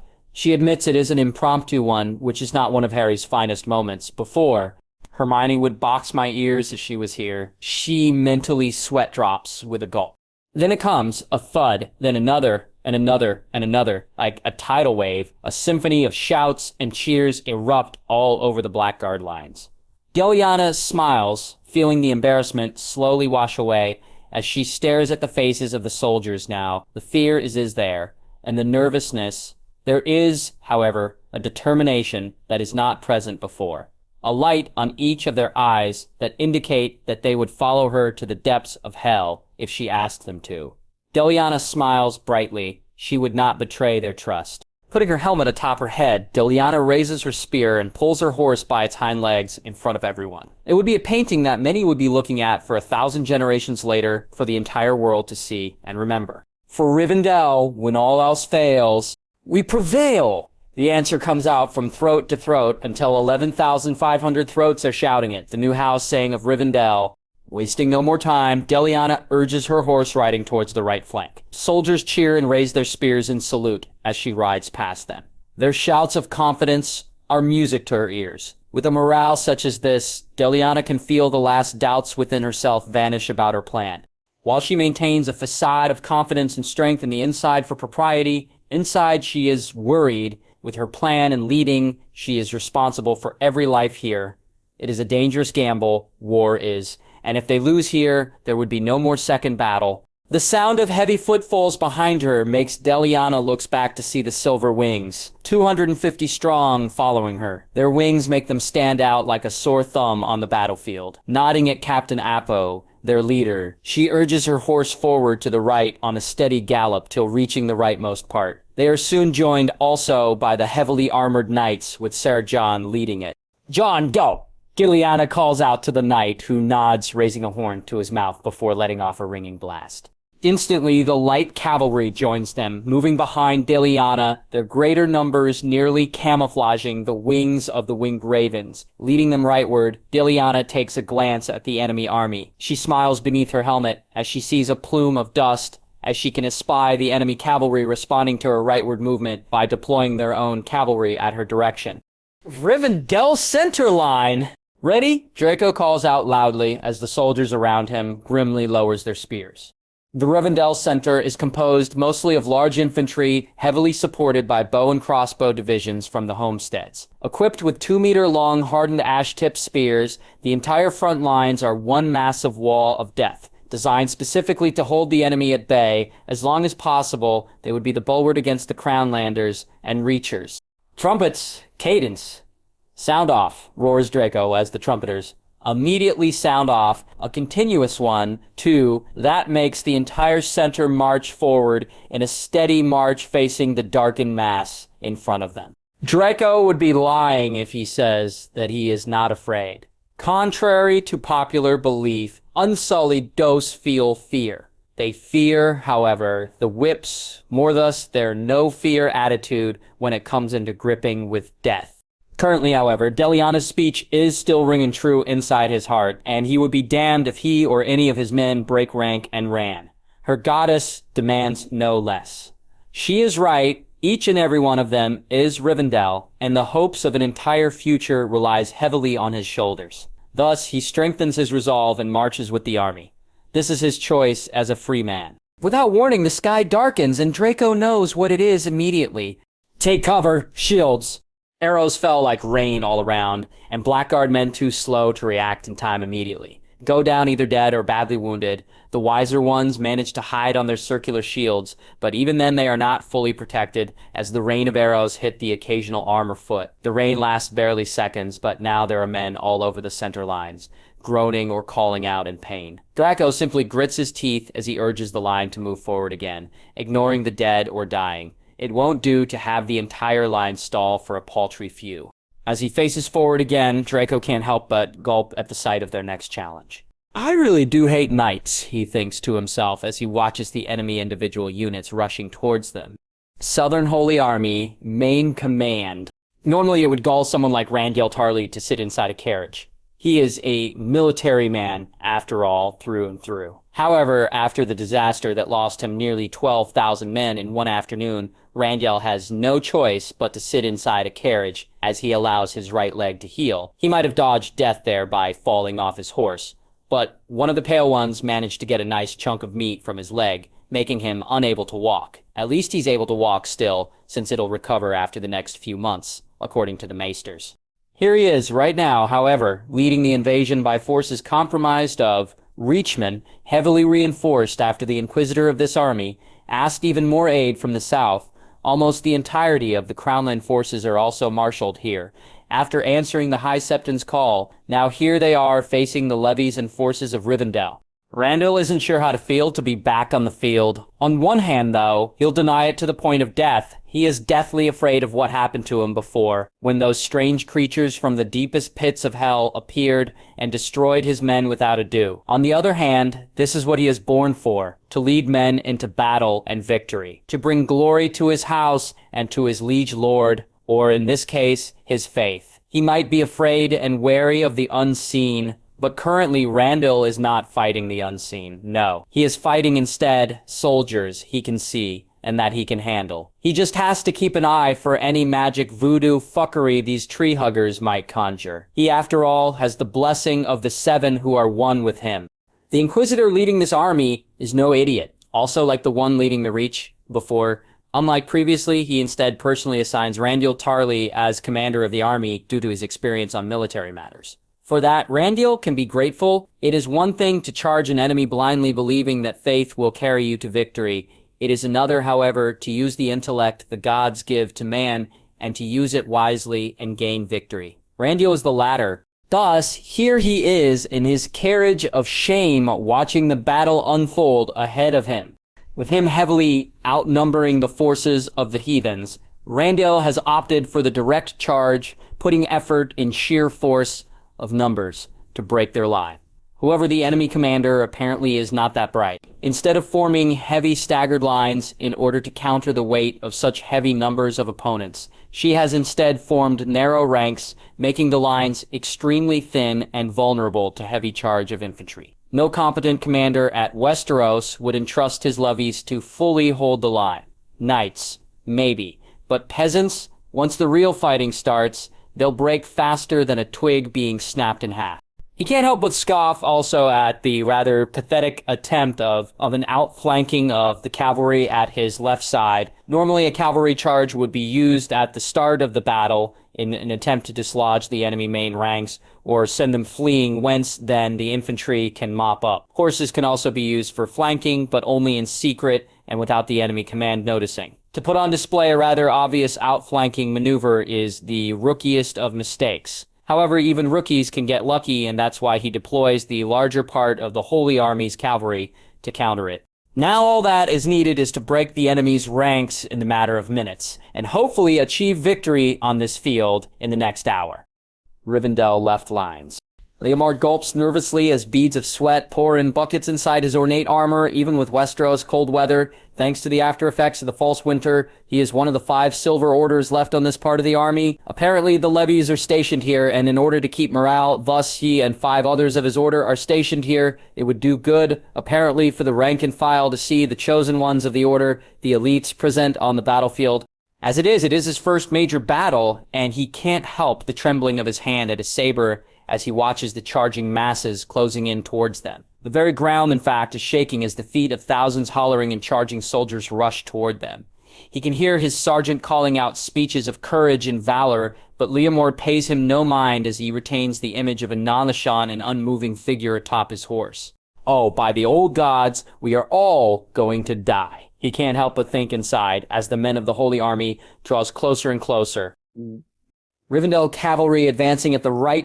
Line after line of light cavalry in silver wings maintains a steady gallop with their horses as they discreetly eye the opposite side of the field, where the Reach and Crownland cavalry are matching their speed. For Deliana, she steadies her heart at the elation that the enemy is doing exactly what she is expecting them to do. Behind, she can see almost the entire Holy Army foot soldiers charging their lines while their flanking maneuver is being countered. Still, they need to keep the pursuing cavalry entertained and focused on the flanking attack that they would be too hot-blooded and frustrated to think about anything else but the clash later on. Pick up the pace, Gilliana shouts, urging the riders to ride even harder as they increase their speed. She keeps an eye on the enemy horse and grins beneath her helmet as they also increase their own gallop in response to theirs. Rivendell center line.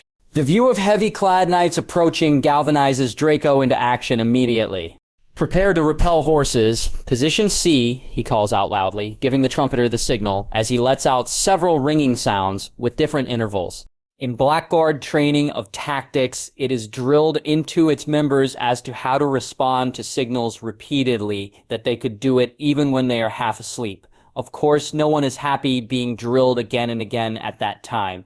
Draco would bet his missing manhood that right now, the men are more than glad about the ruthless training as they respond like clockwork to the sound, their bodies moving in instinct as days of repetition insert itself. Gangways of empty space are immediately cleared on where the horses are estimated to crash onto the lines. Men and women move fast, but some are not fast enough, as the first of the knights smash into the lines of the Black Guard. Many dodge the horses, but some unlucky ones get into tangle on the lances and swords. Limbs start flying as victims cry in pain. Still, the drill worked fabulously. Lines at the back ranks let down longer spears, stopping dead. The momentum of the knights as their horses buckle from the death traps at the front. Ready, aim, fire! Crossbow divisions formed from homestead farmers fire point blank at the knights, now trying unsuccessfully to rein their horses. The archers are not excellent shots. This close, however, to their targets, the en masse shooting of the homestead dwellers are more than enough to decimate the knights that charge in advance. Riders and horses fall down, dying or dead. Men immediately break ranks, cutting apart the downed knights in any way they can as the front lines close their gaps and the reserves pluck the holes as the mass of men of the reaching crownlands smash into them. More reserves are deployed as the entire line buckles by sheer numbers alone. Riders are pulled down and murdered, moaning men at the ground get stabbed, and more than one unfortunate soul has his head bashed open by a nearby rock. Hold. Dress your ranks. Hold. Drekken's voice rings out as the Black Guard are slowly being pushed back. Still by sheer will alone, and a lot healthier than their enemies, the Black Guard hold their formation, doing their utmost to prevent the enemy from breaking through and dissolving the entire battlefield to a general melee where surely the enemy would be able to sustain via numbers alone. Rivendell left line. Crossbow and archer divisions also step forward, adding their own input. The sound of heavy twanging and the heavier discharge of crossbows lessen the stress of the entire front. Sure, the rows of spears damage a heavy deal on the Crownlanders and Reachers' charge. With their momentum now gone, though, the soldiers of the Holy Army snake through the gaps of the spears straight to their users. The heavy weight of the spears makes it even hard for their users to hold them for too long, makes them unable to defend well against these small attacks of the Holy Army soldiers. Into these gaps, the reserve forces charge in, plucking the gap as sword, axe, or lance is drawn to deal with them before they could inflict heavy damage to the ranks of the spearmen that they could swarm. The enemy infantry smashes into the lines of spears like a juggernaut. Many are pushed back, but the formations of the Black Guard are designed to specifically prevent the entire front from falling down. The line buckles hard, but it does not break. Hence the spears remain steady, and hundreds die on the mad rush. The Reachers and Crownlanders, realizing that their charge is leading 5 to 10 men, dying on a single spear alone, tries to step back and halt the charge. But to little avail, the ones at their back filled with hot blood and righteous zeal push them forward right at the awaiting jaws of the spears. Bleemore joins this group and his training as a member of the Silver Order kicks in. His saber flashes and bobs like a snake, cutting down 3 men and wounding 2 others, earning a bout of inspiration from those watching. At the other parts of the line, the rest of the 5 members of the Silver Order also deals with their own foes, doing it as flashy as possible to let the entire line see, making them increase their courage and resolve. Dodging another overhead smash of a Crownlander knight, Leomord swipes his saber on his exposed throat, making him gurgle on the ground. He is substituted by another skirmisher, giving Leomord a second to catch his breath. All around him, the sounds of men dying, cursing, and fighting is like a symphony of the damned. Growling through his helmet, he mentally strengthens his resolve. This is the Silver Order's first battle, and he'll be damned if he survived the grueling training in order to be more than a bastard, only to die here. Leomord dives right in once more as he sees another bunch of Crownlanders and Reachers trying to sneak through the rows of spears at another part of the line. Rivendell cavalry at the right flank. Deliana lets the battle rage for a full 20 minutes, making sure that the enemy cavalry is totally committed and does not break off whatsoever, as it continues to follow them before finally deciding that the time is right. With a nod from her, the knight gives off a small bow before drawing his own sword, and lets off a massive war cry. Immediately, the steady gallop that the cavalry unit is doing turns into full throttle with Sir John and the 50 knights in the lead. The cavalry of the Crownlanders and Reachers is caught off guard by the sudden acceleration. Responds in the same way in order to keep up with the Knights of Rivendell. Sir John. Her voice calls out, making the head of knights look back at her from the front, where he is leading alongside the death dealers. None of them notices a section of the Rivendell cavalry, however slowly being left behind the main line. Raising Aeglos above her head, Diliana immediately looks at Appo Rivers, the leader of the Silver Order, and Amelia, who rides at her side. Nodding at them wordlessly, she immediately makes a circling motion with her weapon before making a sharp U-turn with her horse. Wordlessly, the entirety of the Silver Order and the light cavalry splits from the main group after her. With the dust of the continuous gallop made before, none of the knights from the Reach and the Crownlands notice the sudden change of direction of some of Rivendell's cavalry unit. Even if they do, however, they would not have cared. The Knights of Rivendell and the Death Dealers immediately clash against the main cavalry of the Reachers and Crownlanders. As Deliana looks back, she grimaces, seeing men and horses fell, giving her the distraction she and her unit needs, as they head towards the gap left behind by the main force of the Holy Army, and their now absent cavalry. She raises her spear again, signaling the Silver Order trumpeter at her side to let off a signal at Draco. Placing the thing at his lips, the trumpeter lets off a winding blast that can be heard throughout the den of the battlefield. Rivendell center line, Nubia for a whole ass. A steady cloud of dust almost leaves visibility to zero as the main lines of the Blackguard struggle against the continuous stream of Reachers and Crownlander levies that slam to the picket of lances and spears. Hundreds continue to die by the minute, though. Most come from the light-armored masses of Livies, as their light armor proves little to no protection against the ash-tipped lances of the Blackguard. That doesn't mean that the Blackguard is winning, though. Many are pulled off the lines to be hacked into pieces, and some of the braver Livies or men-at-arms make daring leaps through the rows of spears, bashing left and right to the unprotected sides of the Lancers. Yeah! Draco growls as he stabs his short sword at the chest of a soldier, not removing the blade until the man is dead before looking around. With the numbers of the Crownlanders and Reachmen seemingly endless, the once strong line of spearmen and lancers that make up the entirety of the Blackguard front line are now filled with gaps. Into these holes, Draco orders the reserves of skirmishers and whatever units of light cavalry that can be spared to prevent their enemy from breaching permanently. The bounty hunters and mercenaries for hire under the command of Julius, head of the bounty hunting guild, are very useful. Unlike the Blackguard, which rely heavily on formations and positioning, these people fight like bastards and basically revel in close-quarters combat. Standing side by side with lancers and spearmen, they hack and slash with glee, giving the less skilled skirmishers the breathing space needed between each fight. Then out of nowhere, Draco hears it, a ringing sound that ends in a high beat. Draco sees one of the guild's member, a long-haired Pellic wielding a club, two-handed smack, and whack poor farmer wielding an axe as if there's no tomorrow. Another seems to have lost his weapon and has opted instead to use a nearby rock to bash the head of a downed Reacher knight at the ground. One of the guild's skirmishers seems to make it his personal mission to stab whatever Reacher or Crownlander too stupid to not watch his back. All around the line, more scenes like this are playing out as the guild members try to shore the buckling line to prevent it from breaking. The signal, finally! He mentally breathes a sigh of relief. Not at being saved, no, he is former Unsullied. Unsullied does not know fear. Rather, it's because the plan of his goddess is finally coming to fruition. Commander, we need to get the line back, else we will lose the entire army here, shouts one of his sergeants. He raises a hand to his own trumpeter to let off a blasting note that signals the reserves that have been held at the back before to finally move. Draco growls at the panicky sergeant. Damn these soft Westerosi! He had been forced to fast-track their training due to the demand of the Blackguard being needed for battle, which gave him less time to mold them into the unbending metal he wished them to be. We don't need forever, Sergeant. We hold the line, he replies at the panicking soldier. The reserve skirmishers, composed mostly of bounty hunters and sellswords with a scattering of Blackguard sword specialists, under the command of his lieutenant, formerly Wormwood, now named Walls, rush past the fighting using the lines held by the Blackguard to catch up on foot with the Silver Order cavalrymen heading to the breach of the Holy Army ranks that would not have been visible if not for his goddess heading straight at it. We hold the line! Skirmishers, hurry up and catch up with Lady Deliana. Draco finds himself yelling. Come soldiers of Rivendell, ride. Ride as if your very lives depend on it. Deliana calls out loudly, the Silver Order and the light cavalry unit divisions that follow her as they ride through the dust and grass, heading in an angled direction straight towards the heart of the Holy Army's main camp, Deliana's cavalry unit.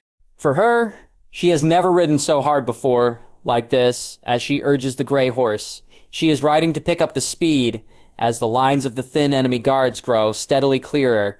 She is thankful that the trampling of thousands of men and the din of battle have hidden their rather surprise maneuver, without anyone knowing the better. She knows it would not be long, though, before their flanking move is noticed. She sees the skirmishers that have detached from the main army of Rivendell final up ahead, their paths with the cavalry unit under her command, mixing until they are finally one unit. She espies the familiar grim-faced form of wolves, Draco's second-in-command covered in blood, running towards the hole at the enemy lines that is leading to an ornate-looking carriage at the middle. Storm clouds, fire and steel. Death from above make our enemy kneel. Shining armor and wings, death from above. It's an army of kings. Every member of the Silver Order sings without warning, their battle lances dipping forward. Into the hole, soldiers of Rivendell charge. Deliana's voice hoarsely shouts as she urges the Silver Order and the light cavalry forward. For Deliana herself, she does not waste time as the Silver Order and the light cavalry advance ahead, taking opportune in their momentum. Raising her hand forward, she immediately reaches inward, feeling the part of her that is always connected to her identity as the mistress of death, one that governs souls, and releases them if she so desires, and with the consent of whomever she is calling. Her voice echoes like 1,000 voices melding into one that can be heard by all. The cavalry unit of the Silver Order and the light cavalry slams like a battering ram to the small line of Reachers and Crownlanders that guard the commander of the Holy Army. All that is between them and Randyll Tarly and the Inquest. There is a retinue of men and knights with only a small division of cavalry that looks more ceremonial than anything else. She can see from her vantage point Randyll Tarly looking suddenly alarmed as out of nowhere the battle is right in front of him. When the clarion call is sounded, you will ride out and fight in the name of liege and lady. That which is sacrament, you shall preserve. That which is sublime, you will protect. For your holy wrath will knows no bounds. That which threatens you will destroy. Honor is all. Chivalry is all. Awake and rejoice, for I call you thee, the night of the dawn, to be my shield. Like a thunderbolt, the very sky opens, and for a moment the battlefield is lulled to silence as a knight riding a horse as white as marble. His face is uncovered, thanks to the helm covering it, but nobody can mistake the iconic golden armor with a white cloak. He is wearing gleaming majestically in the noonday sun. Only one set of knights wear that same armor, and they are all, unfortunately, guarding the king at King's Landing. The sword at his hand blazed with holy fire, and even the dumbest soldier knows what it is. For only one man stands at the pinnacle of knighthood, and the entirety of Westeros knows his name. Dawn, dawn, dawn, the cheer from the entire Rivendell lines echo. Dawn has come for us all. Like thunderbolt, the white-cloaked rider slams together from the heavens with the charge of the Silver Order cracking open like an egg. As the Holy Army's ranks ran in utter fear, many still though remained, and despite the Golden Knight leading the others into a frenzy of steel and blade, they hold their lines in a last-ditch effort to protect their lord stuck on the slow-moving carriage, attempting to escape. Deliana herself does not waste time skewering a man before knocking another off his horse with her spear. Her momentum slows down as she blocks a swipe with the middle of her spear from one of the enemy cavalry map that snucks on her side. A silent banishing spell from her free hand sends him flying. In the den of battle, she does not see, however, one of the men-at-arms, Jumo, out of nowhere and stabs her right upper thigh with a knife, pinning her leg to the saddle. As it is, Deliana is unable to stop the scream of pain that leaves her lips as she is pushed down to the ground. Hands immediately grapple her helmet, trying to pull it off, and Deliana, amidst the growls and grunts, grabs the knife hidden at her right forearm. Just in time, too, for she barely manages to pull it out when her helmet is pried off, and her head might have been bashed open with it when a gray-clad rider in rusted leathers slices the man's hand right off its forearm, leaving a bloody stump. Deliana does not take the distraction for granted as she pushes herself up and slams the knife at the chest of her would-be murderer before picking up her fallen spear that has fallen at the side when she fell. A wild yell makes Deliana ready in a guard stance as another axe-wielding man bearing the sigil of a Crownlander rushes at her only to be felled when another gray-clad rider in the same hard-boiled leather appears and runs the man over.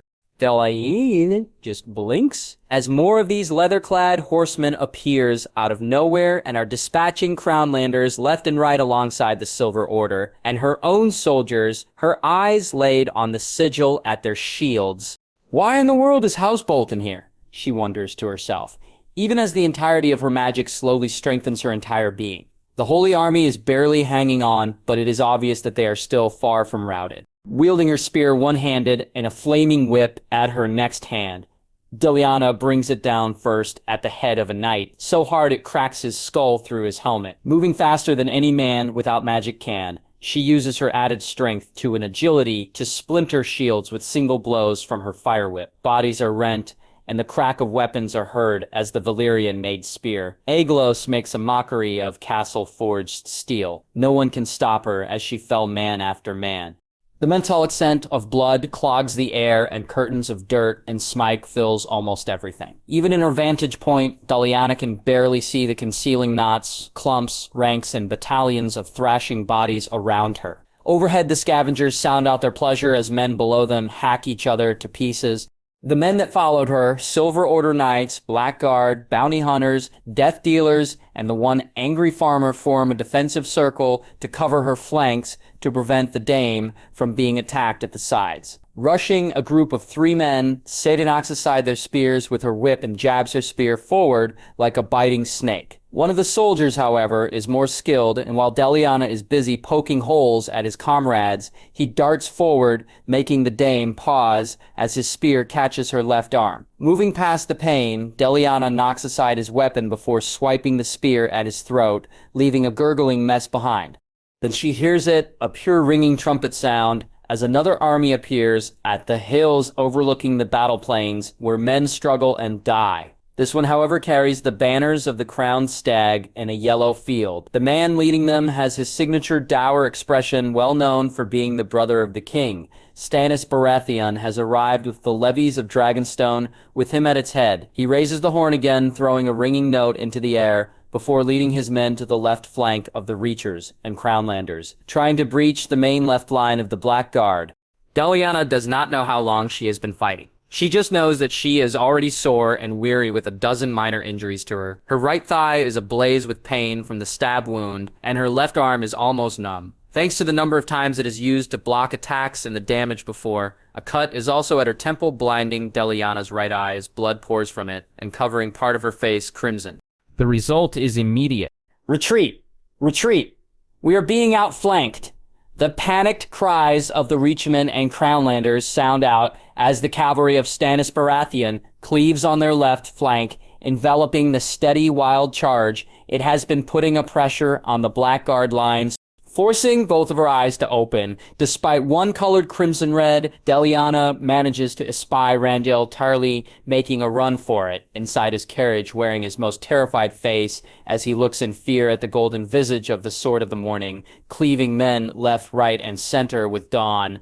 The charge of her and her companions, also she notices, have closed the distance far too close for comfort to the leader of the Holy Army. Thus, like any coward, the Inquisitor ran, leaving the recovering Randyll Tarly to his fate. As he ran, of course, the entirety of the reserves at the back ran with him, especially with their army being assailed at all sides. Fear, like courage after all, is contagious. There's nothing more worse for an already panicking army than for its commanders to ran, and this one ran hard. Deliana just chuckles as she dry heaves before falling on her knees. Her entire body feels stiff and tired that she barely manages to keep the grip she has on her spear. The fire whip she had conjured also snuffed out of commission as her magic finally exhausted itself. As it is, though, she continues chuckling as she hears the cheers of victory from the warriors of Rivendell echoing around her. What a day, Deliana thinks to herself as she can feel the aches cover her entire body. She might have been hailed as Harry the Great in her previous life due to her putting down Dark Lords, but never in her entire life, both now and before, to be tired and stressed out as this.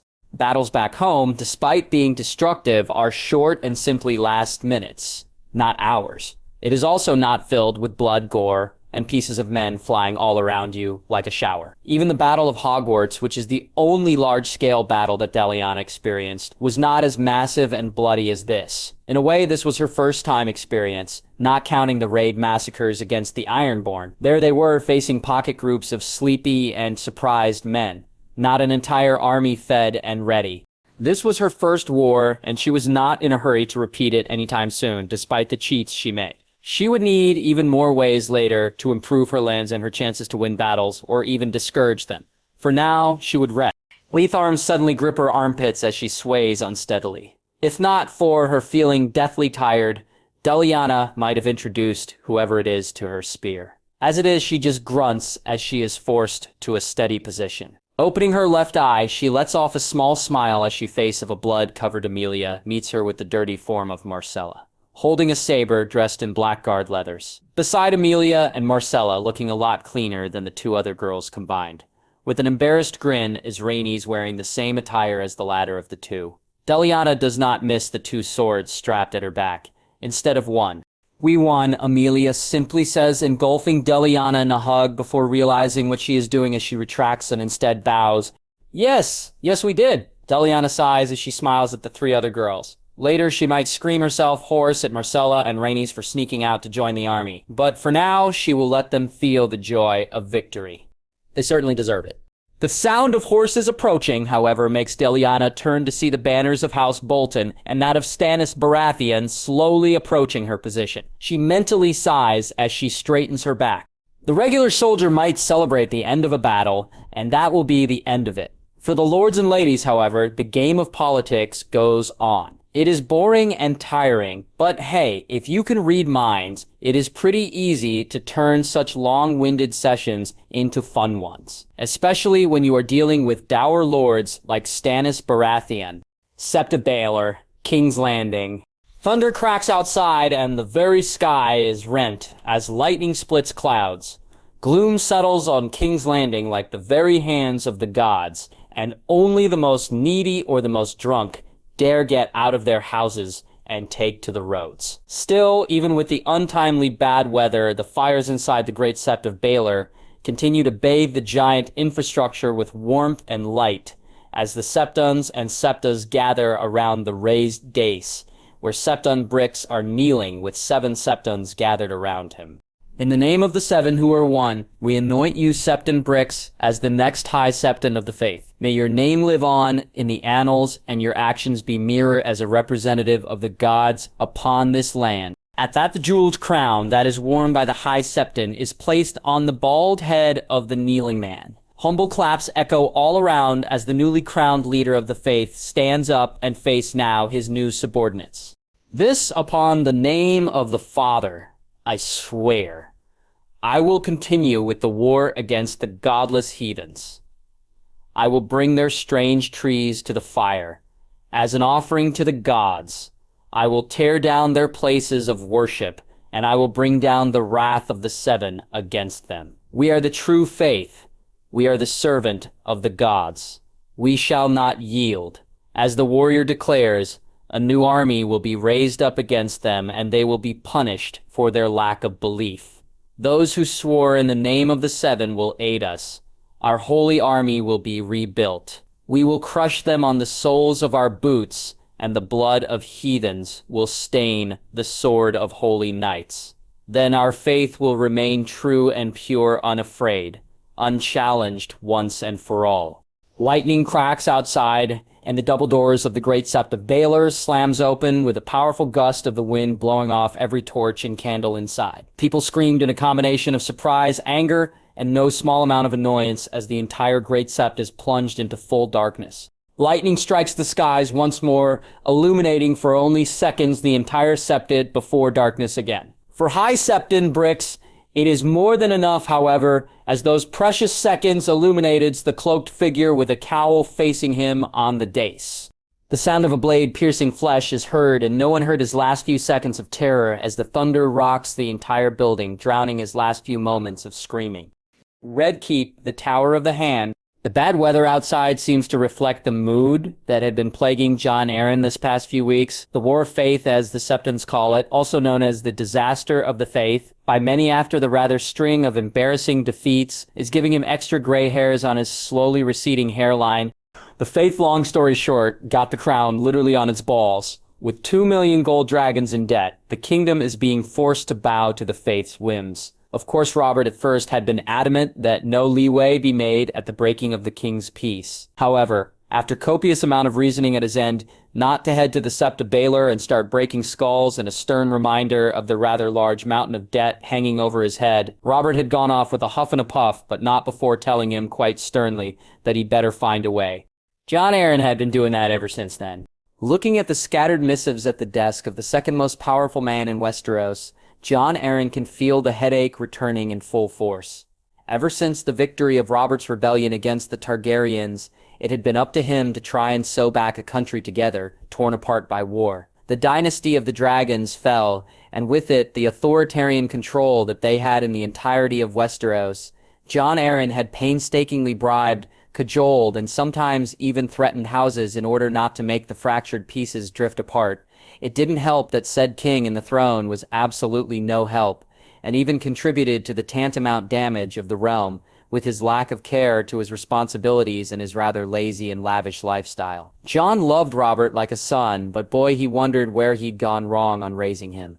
Jon Arryn has no idea where they get their gold to kickstart this war, only that they have it from anonymous donors. In the end, all that he manages to wrangle from them via diplomacy is a promise that they would not hurt a single hair of the Princess Myrcella, currently fostering at the former territories of Harrenhal. That seems to be enough to placate the king, though. He still grumbles now and then about wanting to help the bastard of Tully. Jon's not surprised. Robert, for all his flaws, is loyal to his friends.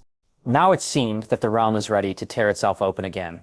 The open declarations of Lyanna Tully, the bastard of Hulster Tully, to the old gods have galvanized the faith into a frenzy. Of course, seeing that the current king in the throne isn't the least bit inclined to move his sorry ass as defender of the faith moves on its own recruiting houses and lords to its cause, igniting the war of faith. Jon Arryn has no idea where they get their gold to kickstart this war, only that they have it from anonymous donors. In the end, all that he manages to wrangle from them via diplomacy is a promise that they would not hurt a single hair of the Princess Myrcella, currently fostering at the former territories of Harrenhal. That seems to be enough to placate the king, though. He still grumbles now and then about wanting to help the bastard of Tully. Jon's not surprised. Robert, for all his flaws, is loyal to his friends. Now, 3 weeks later, and the result of the war is here. 3 dead High Septons, with 2 dying on their coronation nights, and the original Council of the Seven. 2 different holy armies defeated, and the creation of a dead zone, where monsters walk, and the final nail in the coffin, lords taking sides on the conflict. Normally, Jon Arryn would simply order the Lady Lyanna Tully to submit to the will of the faith in order to prevent a civil war to start. Now it is too late. The faith's armies are supplied, and they ambushed and killed the Castellan of Rivendell. Peace is the last thing then on anyone's mind. Now thus his hands are tied, especially with the Northerners joining the fray. He cannot ask Lyanna to submit, else the Northerners would be offended. Now the entirety of Westeros seems to be on the brink of civil war, as lords are forced to follow on their oaths to their lords or the faith they believe in. It doesn't help that the houses not affiliated on worshipping the faith of the Seven in fear are shoring up their defenses in the event that an inquisitor gets to them. For the first time in his life, Jon Arryn has no idea what to do. He just hopes that the faith would finally find the reason to bring a concession to this conflict. They are the ones losing after all. The private royal quarters of the Red Keep. Cersei Lannister resists the urge to scream bloody murder as she sits at her chair, overlooking the city of King's Landing being bathed by the torrential sheet of rain. She has done her best to supply the damned High Septon and his cronies their necessary gold via the contacts of Baelish to prevent it being traced to her. Her goal is simple: to bring back her daughter to her and punish the bastard that is keeping her away from her mother. The original plan was for the faith to decry her unfitting for her position and be casted out to the streets where bastards belong. Then the little lady declared, out of all things, her religion to the old gods. It was literally a stroke of luck for the faith, a golden opportunity falling on their plate. Then it all had gone wrong. The High Septon and his cronies were assassinated, and the great army that they command being thrashed by the soldiers of Rivendell. All that gold, effort, and time going down the drain, as she was no closer to reclaiming her daughter. No, what she needs now is to go with the flow, by whatever events that come next.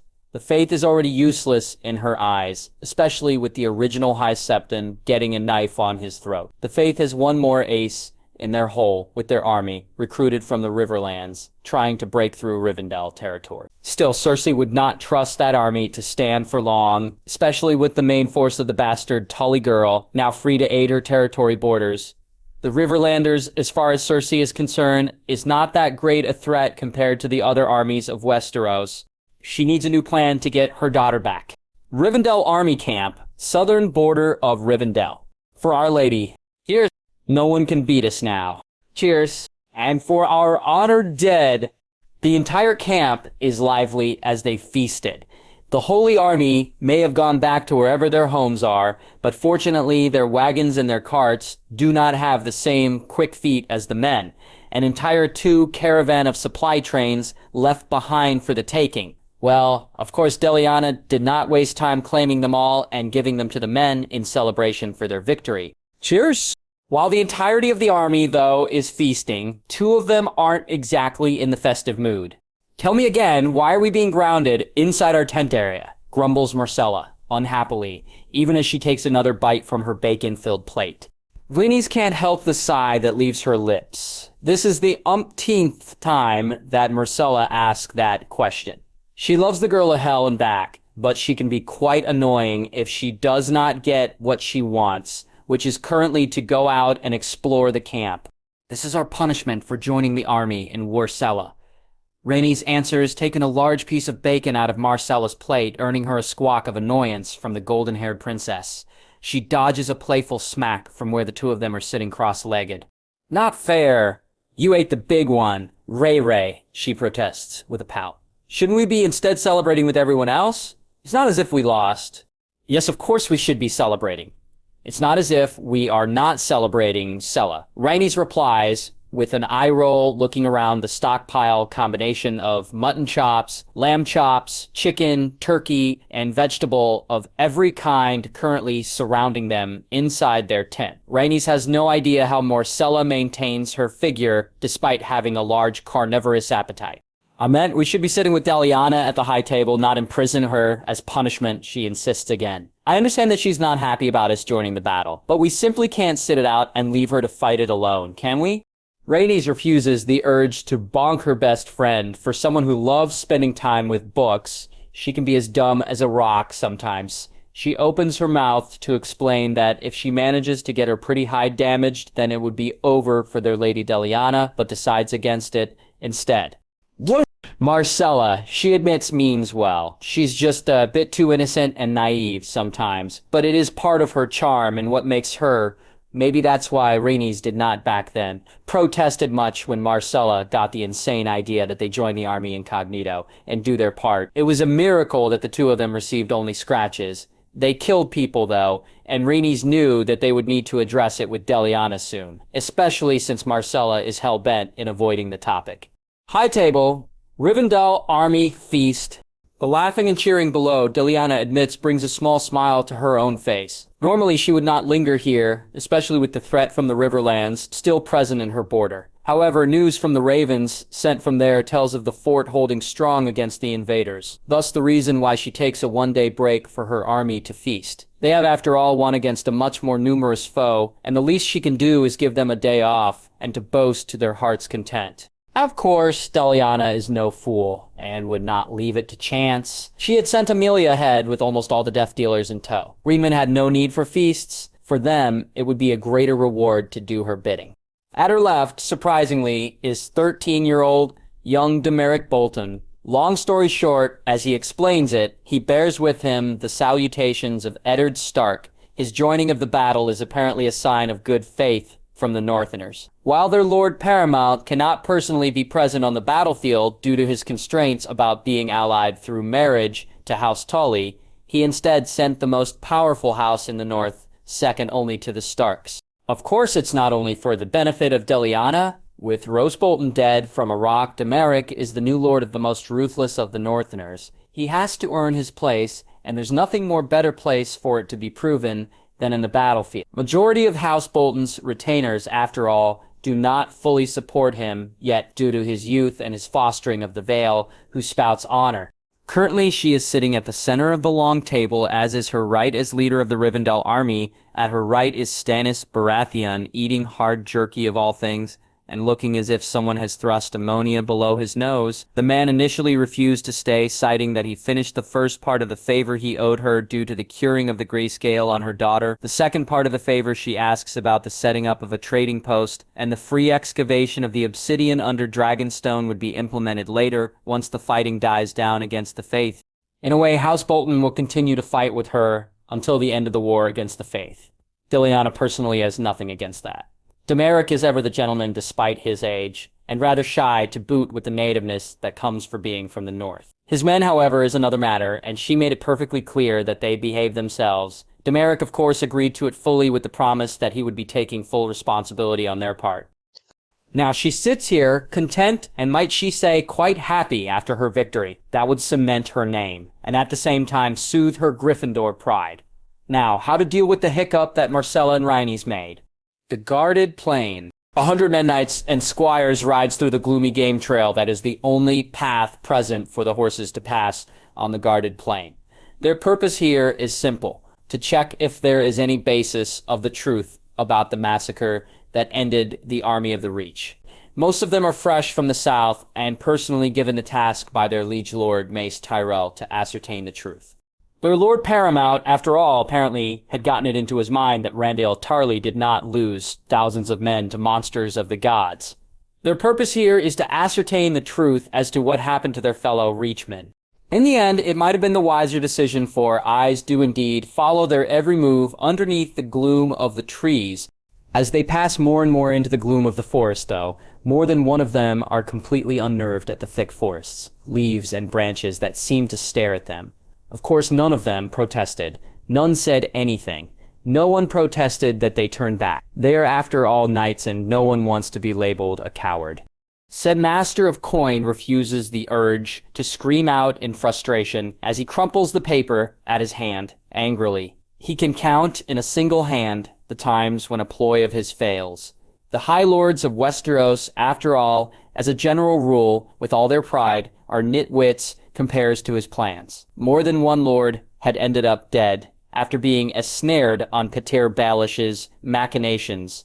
This Lyanna Tully, however, seems to simply refuse to die. Not only did she manage to survive the assault of the Faith, who holds the strongest influence here at Westeros, but she even wins the battles against impossible odds with the blessings of the gods.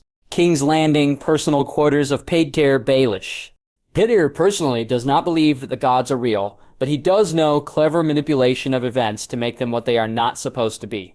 He has invested a lot in this venture, including the Queen to spend Lannister gold to serve as funding for the Faith. He even dipped in his own pocket money to pay off his more private contacts into helping. Now all of that effort has gone down the drain, and his target seems to have even gained more influence, which is the exact opposite of what he intended to happen. He's really not looking forward to telling his cat that he is having problems disposing of her bastard problem. Maybe he can point the blame at the gods for making it hard. His cat is very religious after all. At least this way she won't be too disappointed with him. Fort Ronald, east border of Rivendell. I've always thought that the weasels at the crossing are fools. But I didn't exactly expect them to be that dumb, Pete, commander of Fort Ronald, thinks to himself as he watches bolts meet the fools trying to cross the river below him. Apparently, whoever it is that is leading the combined Riverlands Holy Army is not that bright. With their rather unsuccessful attack at the only bridging gate at the river, they have opted to instead try a wet crossing at a shallow part of the river north of the fort. There is a good reason why it is a bad idea to cross a river with an army. Weighed down by armor, weapons, and supplies, even through the shallows, parts of the Holy Army were bogged. Did not take long for a curious light cavalry scout patrol to raise the alarm on the fort. About the river crossing, the alarm was sounded, and the fellas at the nearby homesteads were called into action to repel the river invasion. Thus here, the small counterattack force is gathered. A force of almost 800 men, a combination of homestead farmers, craftsmen, artisans, intellectuals, town watch, and blackguard. There is no cavalry, for the precious horsemen are sorely needed to keep scouting the river borders lest another river crossing at another spot might be made. Pete himself does not bring the entirety of the blackguard at Fort Ronald to bear. The fortress, after all, needs to be manned at all times. Thus his impromptu makeshift force. Looking down below, he almost feels pity for the poor fools. The weather seems to disagree with them as gushing rapids are created thanks to the heavy rain currently falling. Said rapids are washing away 1 out of 10 men from the shallows, and are giving the rafts which they are using to pull their weapons and armor across out of commission. Nearly 300 to 400 have already made landfall, a combination of soaked, wet, and tired schmucks, with most not wearing their armor and only with short swords and dirks on themselves. Some are even down on their small clothes, lying on the ground, panting as they shivered from the cold. For Rivendell, When all else fails, Pete roars as he stands up, raising his short sword to the air. "We prevail!" The familiar reply echoes along 800 throats in unison. "In the name of Our Lady, Chargee!" Lightning flashes in the darkening sky as the residents of Rivendell break cover. Pete has purposely put their waiting area atop a hill, thus when they break cover, it is an easy task to run down the slope, gaining traction quickly. Before the Riverlanders know it, his group is right atop their heads. Panic immediately ensues as the Riverlanders realize that they are under attack. Those who retain bits of sanity immediately rushes to the meager amount of weapons and supplies that survived the crossing of the river. Pete has to admit that the bastards are brave, for under-equipped as they are with lesser weapons and no armor. They still face the charge of the men of Rivendell without fear, making the war cry of their gods. Sure, the men of Rivendell are wearing light armor and whatever chainmail they can scrounge up as spares from the fort, but compared to them, the Riverlanders had nothing, thanks to their wet crossing. The two forces meets together in an ugly crunch. Compared to the battles of the south, where Diliana leads, this fight is an all-out brawl, as men and women tangle with one another, each trying to gain the upper hand. Pete himself is the first one to deal a blow against a screaming Riverlander, his short sword hacking through his makeshift plowing scythe, cutting the hand below the wrist. Before he can scream his pain of displeasure, another of the Blackguard rushes forward, skewering him on the chest with a spear. Around him, the rest of the first clash goes in favor of the men and women of Rivendell, thanks to their preparedness. He can see one forcing a Riverlander to flip the shide, another gets the blunt end of an axe in the face, while a rather not-so-original homestead dweller, Judo, tackles a knight swaying thanks to the drenched underclothes he is wearing. His squire rushes to his aid, only to suffer the same fate in the hands of a woman from Rivendell, who then proceeds to cut his heart out while he is riding on the mud. More like are occurring around him. A man holding a crossbow shots point-blank a Riverlander sliding on the mud.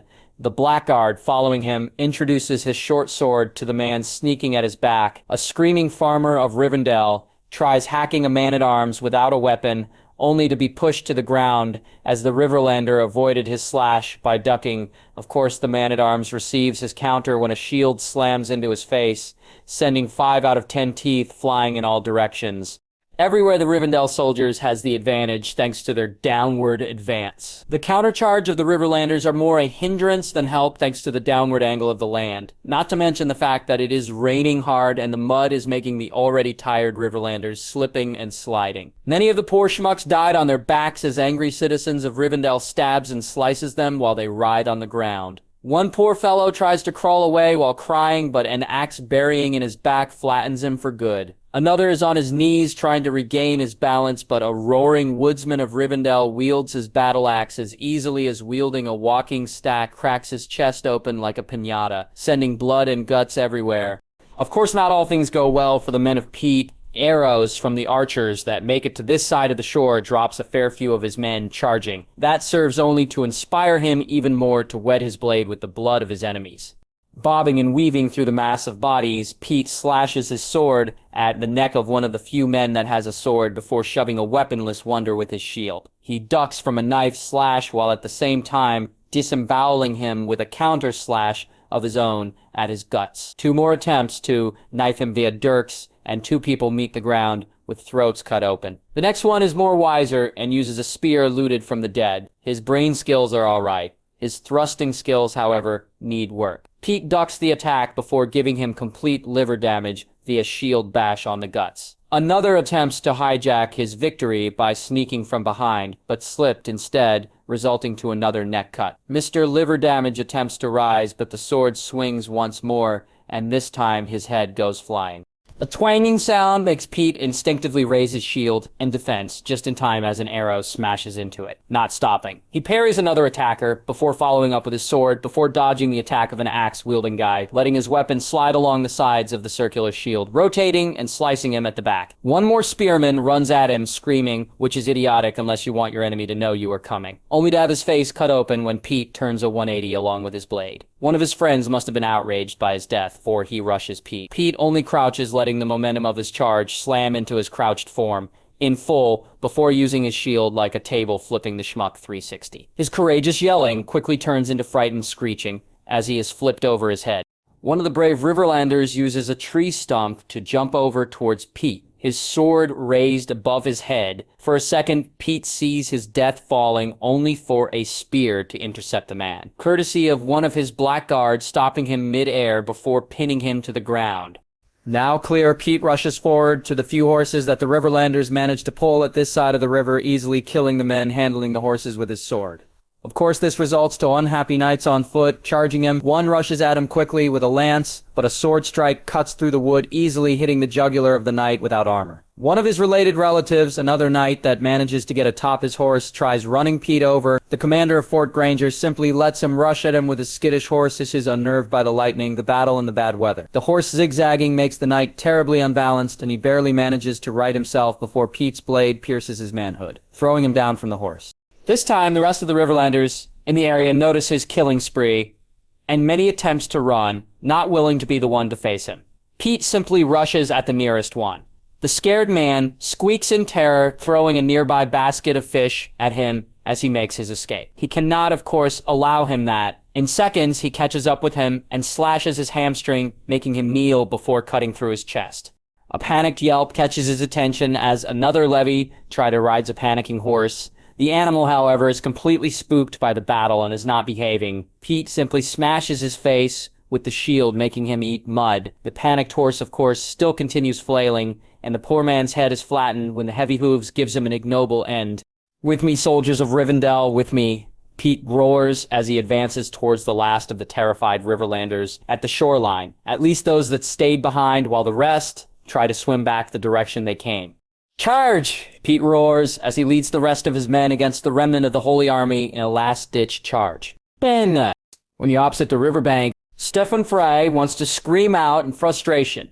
He had lost more men than he can count these past few days. The once 8,000-strong force of the Holy Army he is leading had been reduced to a paltry 4,000 after that bridge battle that cost them nearly 1,500 men against the mad rush on the gates, and the rest after a dozen river crossings when a direct attack against the gate seems ineffective. The heathens apparently knew which part of the river they would cross every time and would meet their crossing with their small folk armed with crossbows. Hundreds die at every attempt to cross. Most of the men ended up dying either through the crossbow bolts, unable to protect themselves every time they make landfall at the opposite shore, drowning, or the occasional angry alligator and other giant fishes that would make a meal out of unarmored, struggling swimming men. Now it seems is another massive failure. He had thought it at first a roaring success.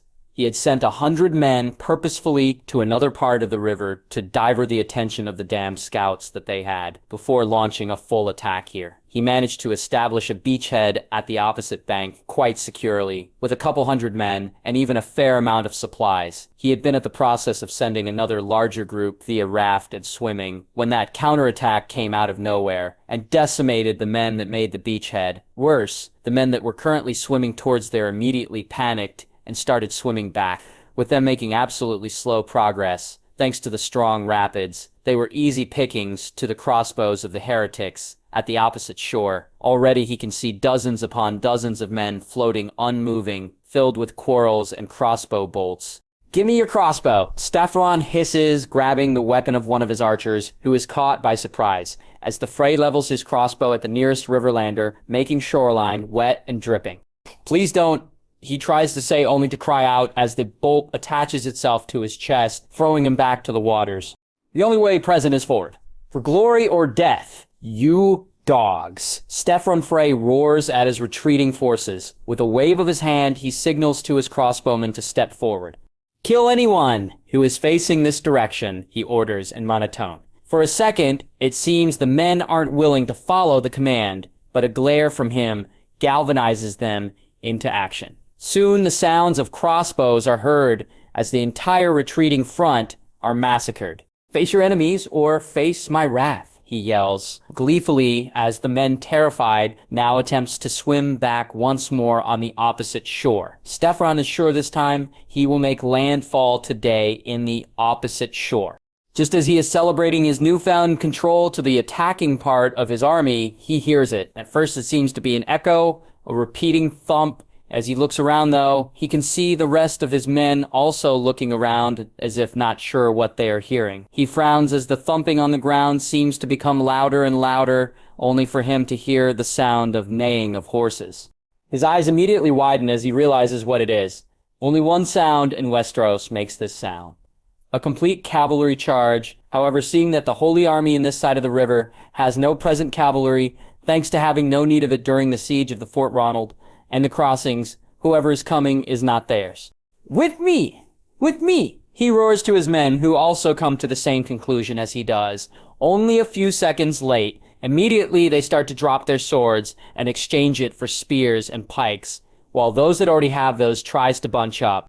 Stefan just curses as he sees that most of the tight groups are disorganized and there are extremely little to no defenses surrounding their camp.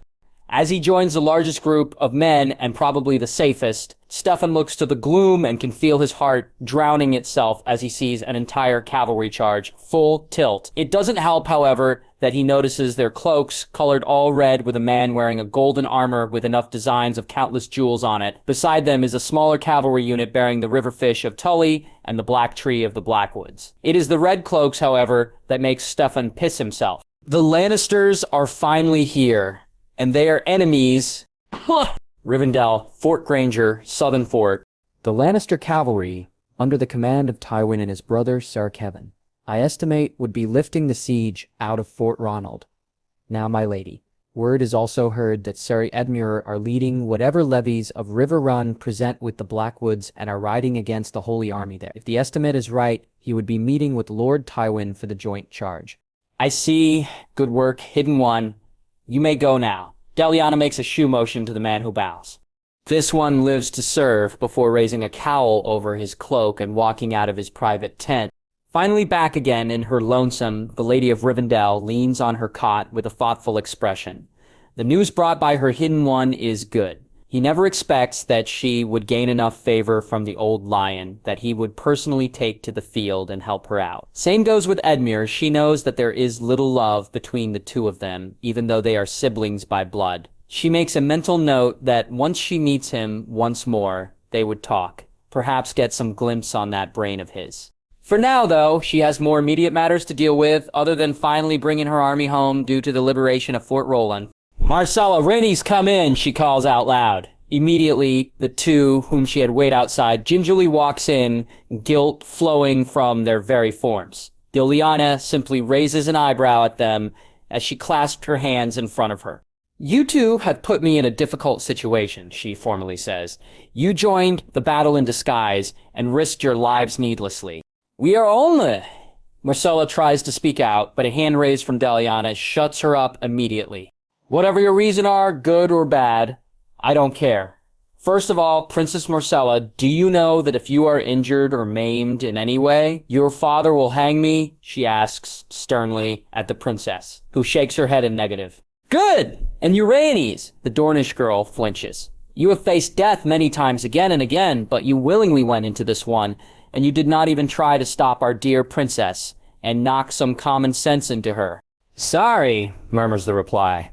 Deliana groans, putting her hand in her temple. I cannot punish you hard, Sella, due to your station, and I cannot punish Rhaenys in good conscience, since I know that the only reason why your head is still attached to your shoulders is because of her being present on the battle with you. As such, your punishment, both girls gulp at that.